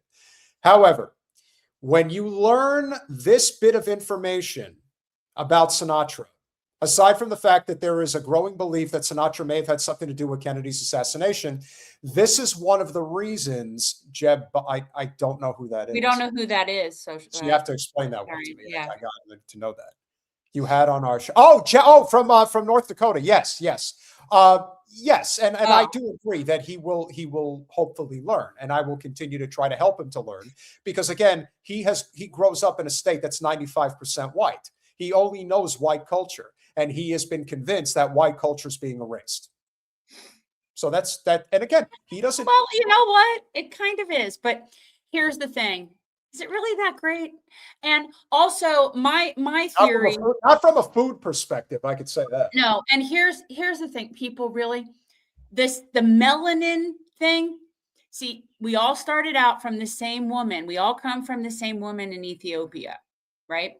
And as our people, Homo sapiens, moved further away from the equator, they needed less melanin to protect themselves from the rays of the sun, hence whiteness. Okay. So white people are faded Black people. All right. Now what we're seeing happening is, because of things coming kind of full circle and people kind of reconnecting, I do believe that at the end of Homo sapiens on this planet, we will eventually all be one sort of shade of brown again. I actually do think we're heading back in a direction where we're all going to end up some sort of shade of brown. Anyhow, it doesn't matter. The point is that the whiteness that you see as a culture is not a culture. That's not whiteness is not a culture. It's a lack of melanin. Okay. Your culture does not come from your skin color. I promise you. That's not a thing. People will live and they will learn, and that's all we can do. You get way too uppity about this issue. Anyway, I want to be very clear that, as I said, Sinatra has talent, but give credit to a show that we have been highlighting quite a bit, TRT World. This is information that even I wasn't aware of. I'm sure you weren't either. But when it came to the creation of the Zionist state back in 1948, they needed a lot of help in order to make it so, including financial help. And here's where Mr. Sinatra came into the equation. In the Hollywood glamour and sold-out concerts of the icon known as Old Blue Eyes, there's another story about musician Frank Sinatra that many people have never heard. A story tied to the invasion of Palestine, the Nakba, and covert arms operations.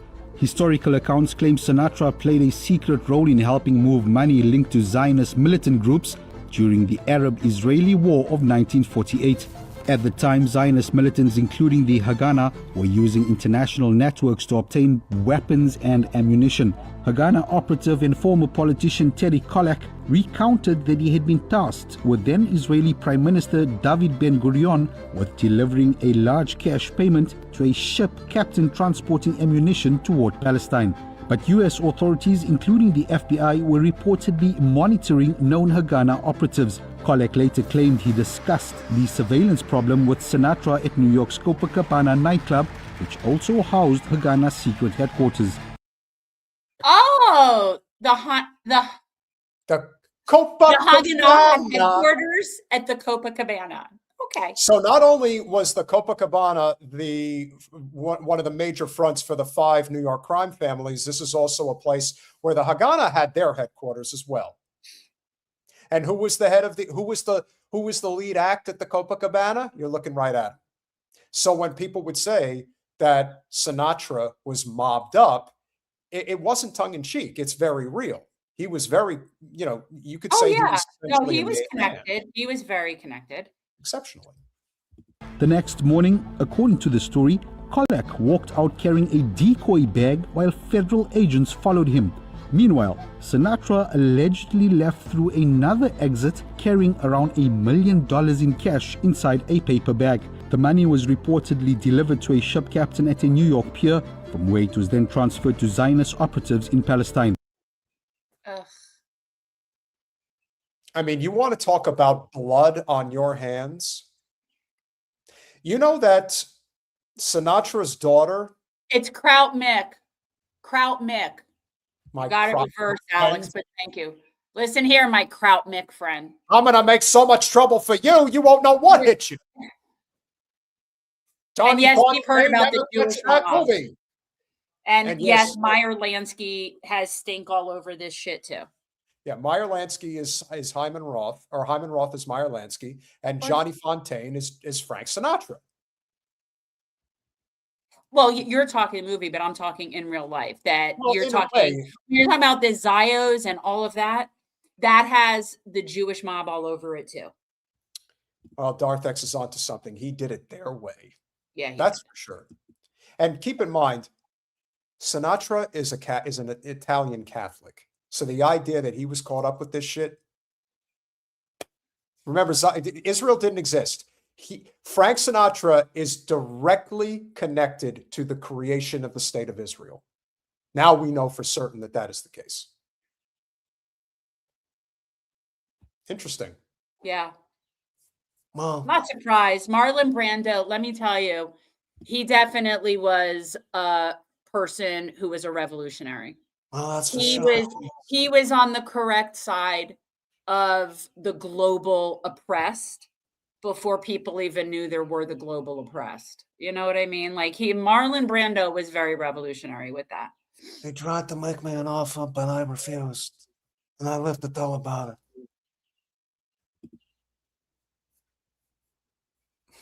Oh, really? Okay, we'll have to ask him about that. Oh, yeah. Let's get... He probably knows some stories. Yeah, Rach, let's get Sinatra back on. And it would be helpful Sinatra, you mean Colonel Wilkerson. And by the way, you asking Rachel to reach out to Colonel Wilkerson is one of her most favorite things to do. She loves the Eisenhower guy. Bring on the Colonel, bring on the Sergeant. Bring them both together. They're two of our favorite people. Oh, now you're talking about Fritz to her. She can't contain herself. Absolutely. She can't contain The operation came as fighting was escalating during the events Palestinians refer to as the Nakba, catastrophe in Arabic. in which Zionist paramilitaries violently expelled hundreds of thousands of Palestinians. But Sinatra's support for pro-Israeli Zionists didn't end there. Over the years, he raised money for Israeli causes, performed in Israel, and publicly supported pro-Israel initiatives. His entire legacy should be shot to shit the more that this comes out, as far as I'm concerned. I don't care how talented he was. I don't care how much money he made people. I don't care how many guys he helped get laid because they listened to Sinatra and imitated his way of life. The fuck? The fuck? This is a guy who, as far as I'm concerned, he is adjacent to genocide with what he did. Yes.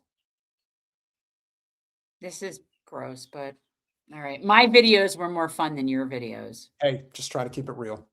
He later appeared in the film Cast a Giant Shadow, which focused on the creation of Israel's military. Critics later argued the film promoted a heavily pro-Israel narrative, portraying Israelis as heroes while reducing Palestinians and Arabs to simplistic stereotypes. Despite being a Roman Catholic of Italian descent, Sinatra's body was kept at a Jewish funeral home before burial after he died. That to me blows my mind. And that's verifiable that they did that. Why would that happen? Wait, they kept him. I don't understand what they just said about it. They kept him he at had a traditional Catholic mass burial. However, prior to his burial, you want me to play it again? No, just tell me what was it? It was something about he had it. Yeah, listen. Being a Roman Catholic of Italian descent, Sinatra's body was kept at a Jewish funeral home before burial after he died. This was seen as a symbol of his long association with pro-Israel activism. Analysts say Sinatra's story reflects a wider chapter of celebrity involvement in shaping narratives around Israel's founding. If he converted, like, you know, I was thinking he converted. No, Look, he didn't convert. He did not convert. But the point it doesn't, why he would be at a Jewish funeral home, I don't know. Maybe it was the closest one. Maybe the procedures of the preparation that they do is something that he liked. Who knows? I don't think where his body was held is that doesn't sound like, I think that's a stretch. Maybe. While Palestinian dispossession and suffering was downplayed and Palestinians themselves were maligned.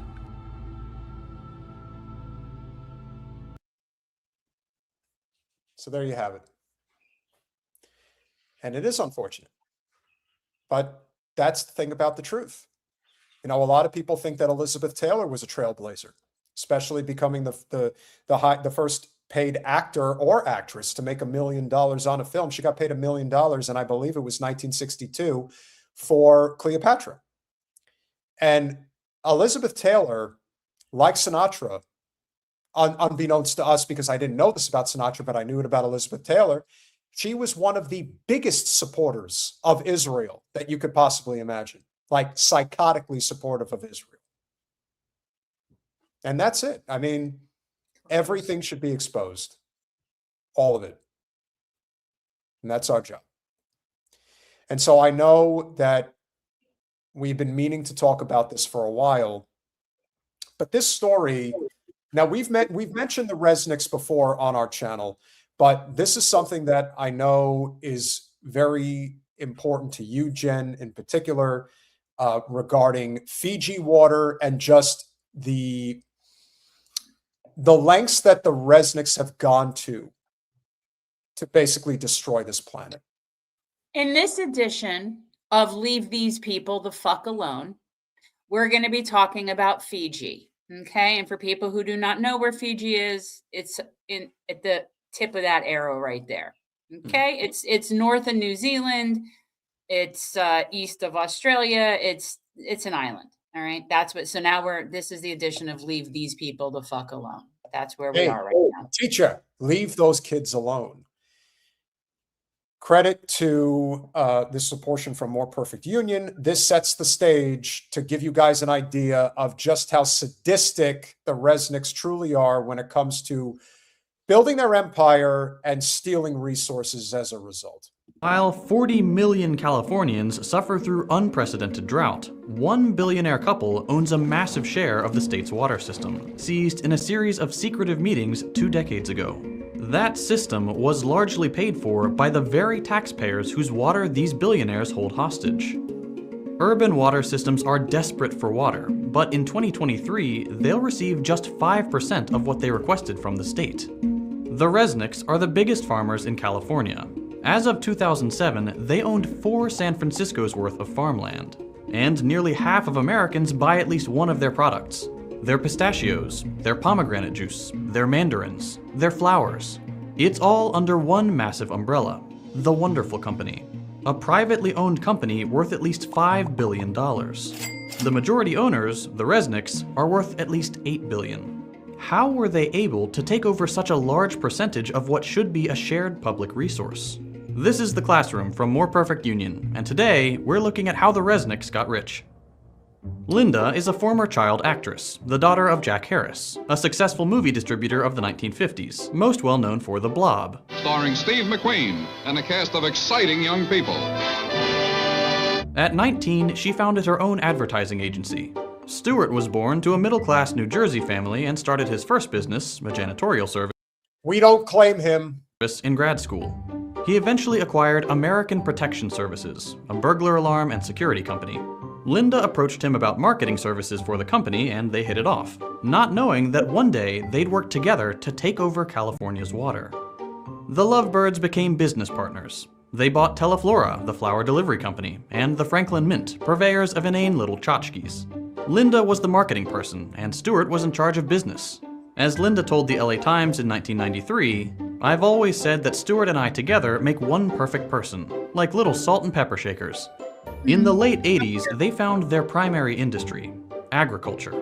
They got into the pistachio business. Linda said, "We've done more for the pistachio than anyone ever since it was planted in the Garden of Eden. My husband..." When you understand how despicable these people are. And this is something people have been talking about in the chat too, that I didn't necessarily understand was connected. But so Iran has been sanctioned out of even their pistachios, which that's one of their biggest things is pistachios. Correct. And Yep. apparently we're not able to get them. We can't have them because of people like this. Just like we're not allowed to have Chinese electric cars because of Tesla here in the Yes. United States. I know. Should be canonized for all the work he's done. They started branching into other products, almonds, pomegranates, citrus, wine, and acquiring more and more land to cover it, including some very important land in Kern County, which granted them water rights in the area. As the Resnicks were building their empire, the state of California was building new water infrastructure with taxpayer money. California's natural water supply is very inconsistent. Vastly differing amounts of rainfall means the state can go from surplus to drought and back very easily. So they build water banks to store water during surpluses to have during droughts. One important storage facility is the Kern Water Bank, started in 1988. The facility was built with hundreds of millions of taxpayer dollars, which could have been a good thing. The people of California would have owned the water. But there were 2 Californians thirstier than the rest, and they wanted more water. Linda and Stewart Resnick, and they had a lot of political power. We'll get to that. In 1994, state water officials, water infrastructure contractors, and agricultural landowners with water rights arranged a secretive meeting at a resort in Monterey Bay, California. These groups, a mix of private companies and public agencies, rewrote California's water rules without any input from voters, taxpayers, or legislators. Guys, if you're interested, the show, the series Goliath, that was Billy Bob Thornton, I think it was 4 seasons, that one of the seasons was based on this. It was awesome. It was awesome. It was a fictional name, but it was based on this story. But yeah. As you guys just saw at this roundtable regarding those who truly pull the levers of power with the most important natural resource on our planet, what did they just say? Your vote doesn't matter. If you vote to protect your water rights, they'll just figure out a way to get around it. And that's exactly what the Resnicks did. Yeah. The new rules, called the Monterey Plus Agreement or the Monterey Amendments, were devastating for working Californians, and great for agriculture billionaires. The original code included urban preference, a long-standing rule that in times of drought, the state water board would give urban areas, where people live, access to water supplies before agricultural interests. Monterey axed that. That means that in times of drought, the water systems for normal Californians would have to buy water from private companies because they weren't getting it from the state. I mean, you just have to recognize how genocidally evil that is. Oh, I've seen documentaries about the droughts in some of these towns in California where the people that live there actually have no water and they have to drive and fill up containers to have water. Why do you think the Central Valley is such a dry region in California? It's because of this. It's because of those two fucks who now, are. We've known this for a while. This is not new news. And I'm not sure how old this More Perfect Union report is. I'll pull it up a little further. But the point is, yeah. They are proving that this is an example of why capitalism is not only is going to fail, but it has to fail. Because this is, again, for the purpose of profit, killing people so that they can run their agricultural empire. That's it.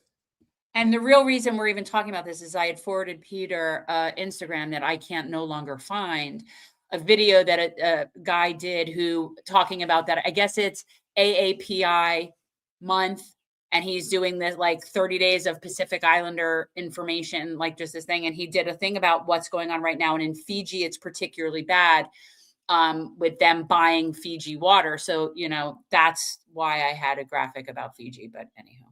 All bad for California, even in a capitalistic sense. Agriculture uses 80% of California's water, but only represents 2% of its GDP. The Resnicks water monopoly is just one way their quest for wealth hurts the rest of us. They allegedly lobby for increased tensions with Iran to keep embargoes on superior Iranian pistachios. Their giant crops lead to monocultures which kill important pollinators. They siphon taxpayer dollars into the company town charter schools they own, set up to train children to work for their farms. And of course, like any company of this size, they exploit their workers. We need to treat water for what it is. A necessary public resource, a human right, and something that shouldn't be owned by anyone, and work towards legislative change that stops people like the Resnicks from stealing it.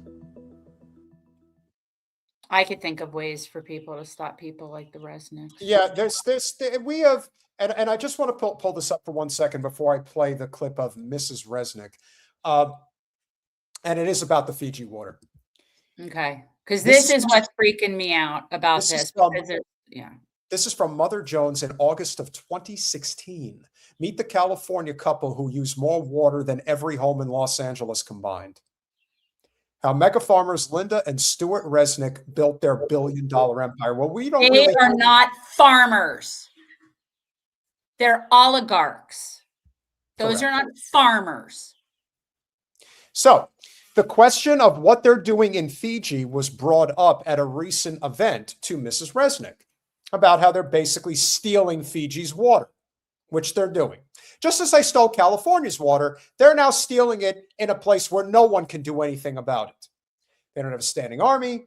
They are much more peaceful, laid-back people, as was our friends that were just on describing what it's like in Costa Rica. And so this is what they do around the world. And yes, in case anybody's wondering, Mr. and Mrs. Resnick are massive Zionists and massive financial contributors to the state of Israel. So here's what Mrs. Resnick had to say when confronted about the issue of stealing Fiji's water. Sometimes it can come back to bite you because when we bought Fiji water, people weren't worried about traveling over the ocean and, you know, wasting fuel and blah, blah, blah. Later, it became very important and people used bottled water as the poster child for, you know, the new green movement. Whatever, whether you agree with that or you don't agree with that. But the fact that this water isn't available anywhere else on the planet was a good thing to fall back on. Why? Well, it would be for the people that live there, you bitch. Oh my God. Yes, that's the point. That's the water that's their water because it's nowhere else. Yeah. Magione monetary theory It's in real practice. infuriating. Oh my God. I mean, I don't know as much about him as I know about her, but she is one massive Zio. Well, Jen likes to use the word. Zio cunt. Because you can't find water this old that has been safe from the pollutants in the air and the ground, like Fiji water. And what entitles you to it? Oh. Because she's rich, powerful, and chosen. That's it. And that is essentially when we say that we have to deal with this problem. Oh, we need to deal with some of these things.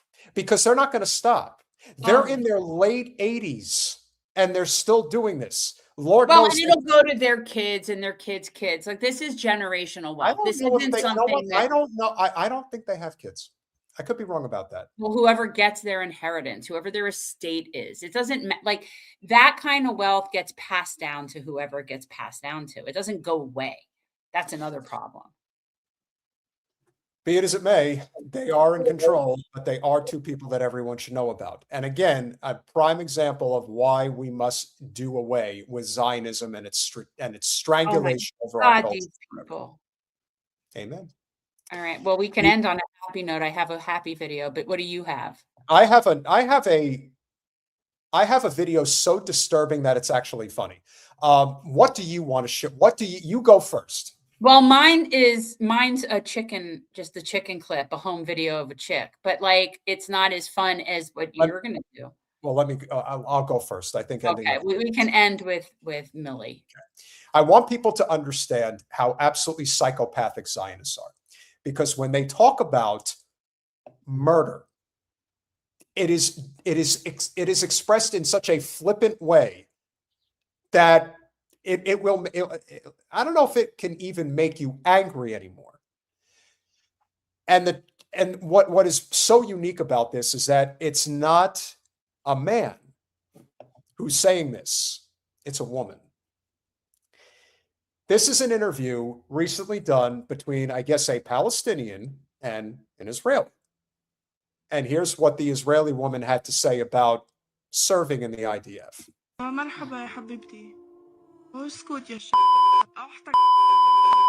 killed children, women. Man, I only killed 4. It's only 4. Only 4 Palestinians I killed. I know people who killed 40. But I only killed on camera, saying I only killed only 4. I tried to kill a lot more, but I only got to 4, which is a tragedy within itself. Am I right? That's amazing. Admitting that you're a mass murderer, and that makes her a mass murderer. That's what I just said. Absolutely. But only 4. That's it. That's it. Only 4, Jen. You kill 4? Only 4. Only. Are you IDF soldier? Yes. Want to see? Yeah. You IDF soldier. You kill 4 Palestinians. Only 4, man. It's only 4. What a... Now, would you call this narcissistic, sociopathic, or psychopathic behavior, or is it all 3? It's psychotic. This is somebody this is psychosis. It's like cult psychosis mentality. It's, yeah. I would say that the money is definitely pretty high on that bet. Just saying. So, why is this disturbing? It's disturbing because usually they'll call it war, but we all know this is a genocide. They kill people that can't defend themselves. And usually they'll be a little bit more nuanced about admitting that they've committed murder. They will say that, well, no, I was defending myself. I don't know what happened. She is not only admitting that she has killed 4 Palestinians, but she does it in such a flippant, gleeful kind of way, but said, but I only got 4 of them. It's not that big of a deal, right? It's just 4. Just 4. Just 4. I'm sick. She's not done. But you kill 4 persons. No, children, not persons. You kill 4 children. I said it would get worse, and it did. So she didn't just kill 4 people. She killed 4 kids. And she's gleeful about it. Gleeful. Yeah, I killed 4 kids. Big deal. 4 Hidra jabs. I got them. And I'm smiling about it. And remember how much control that these people have over our country in conjunction with our State Department to fuck us royally every single day of our lives. We and our money, our government prints money, gives it to them, and then taxes us to pay for it. That's what we do. And this is what we're supporting. We support this. So if you're not revolutionized yet, get revolutionized. I agree. This would probably be a decent short. It would do well, probably. But I'm so disgusted. I'm just. But believe me when I tell you, it's not over yet. It's still going. Only for men. You're missing the only. How do you sleep? Sleep on the bed with a pillow. But you kill four children. Only for men. You're missing the only. How old is this man? 70, 8? Are you sure? No, wait, let me check. You don't know your history. So what do you want to check? Oh, 77. Sorry. He's missing the only. Say only and that's it. Say only 4. If I kill 5, you see 5 is more. Say only 4. Where are you from? One day, maybe one day, but not today. Please. One kebab, please. Give. One kebab? I did kebab of the girl I kill, and I want to do mix. Really? The boy and the girl, yes. You Do are ala so ish. funny.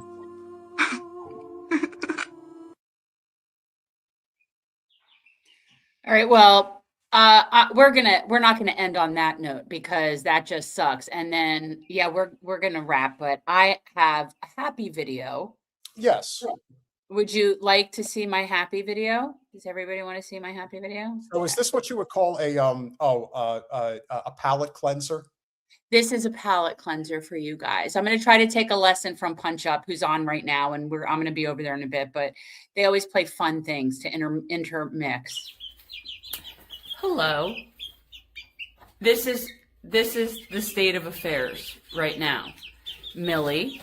This is Millie. Millie Maria. Yeah.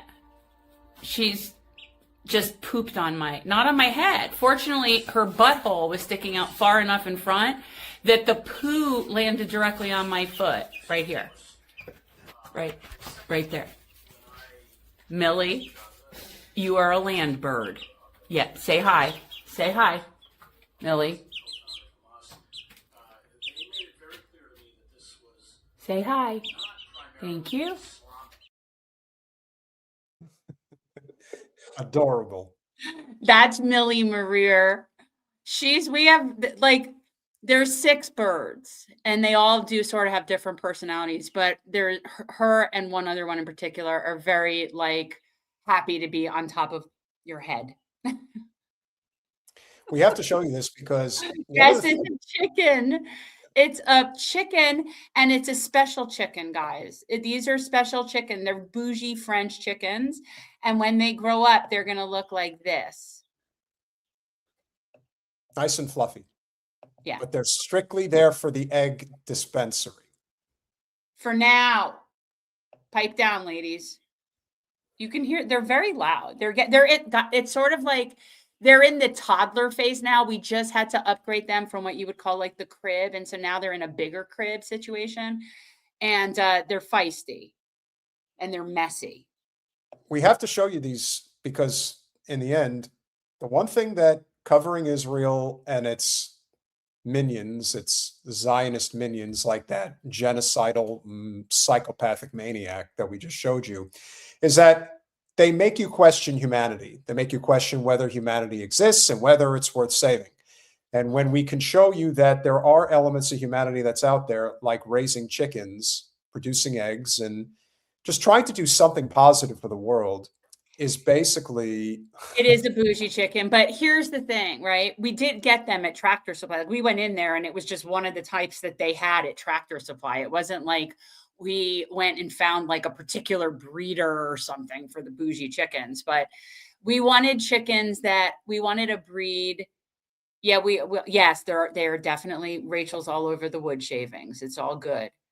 but we definitely wanted a breed that was docile and friendly and good layers, and they will. So yeah, they're still little, they're still inside, but they are going to be outside in maybe another month or so when all their lady adult feathers come in. No. First of all, I don't eat meat.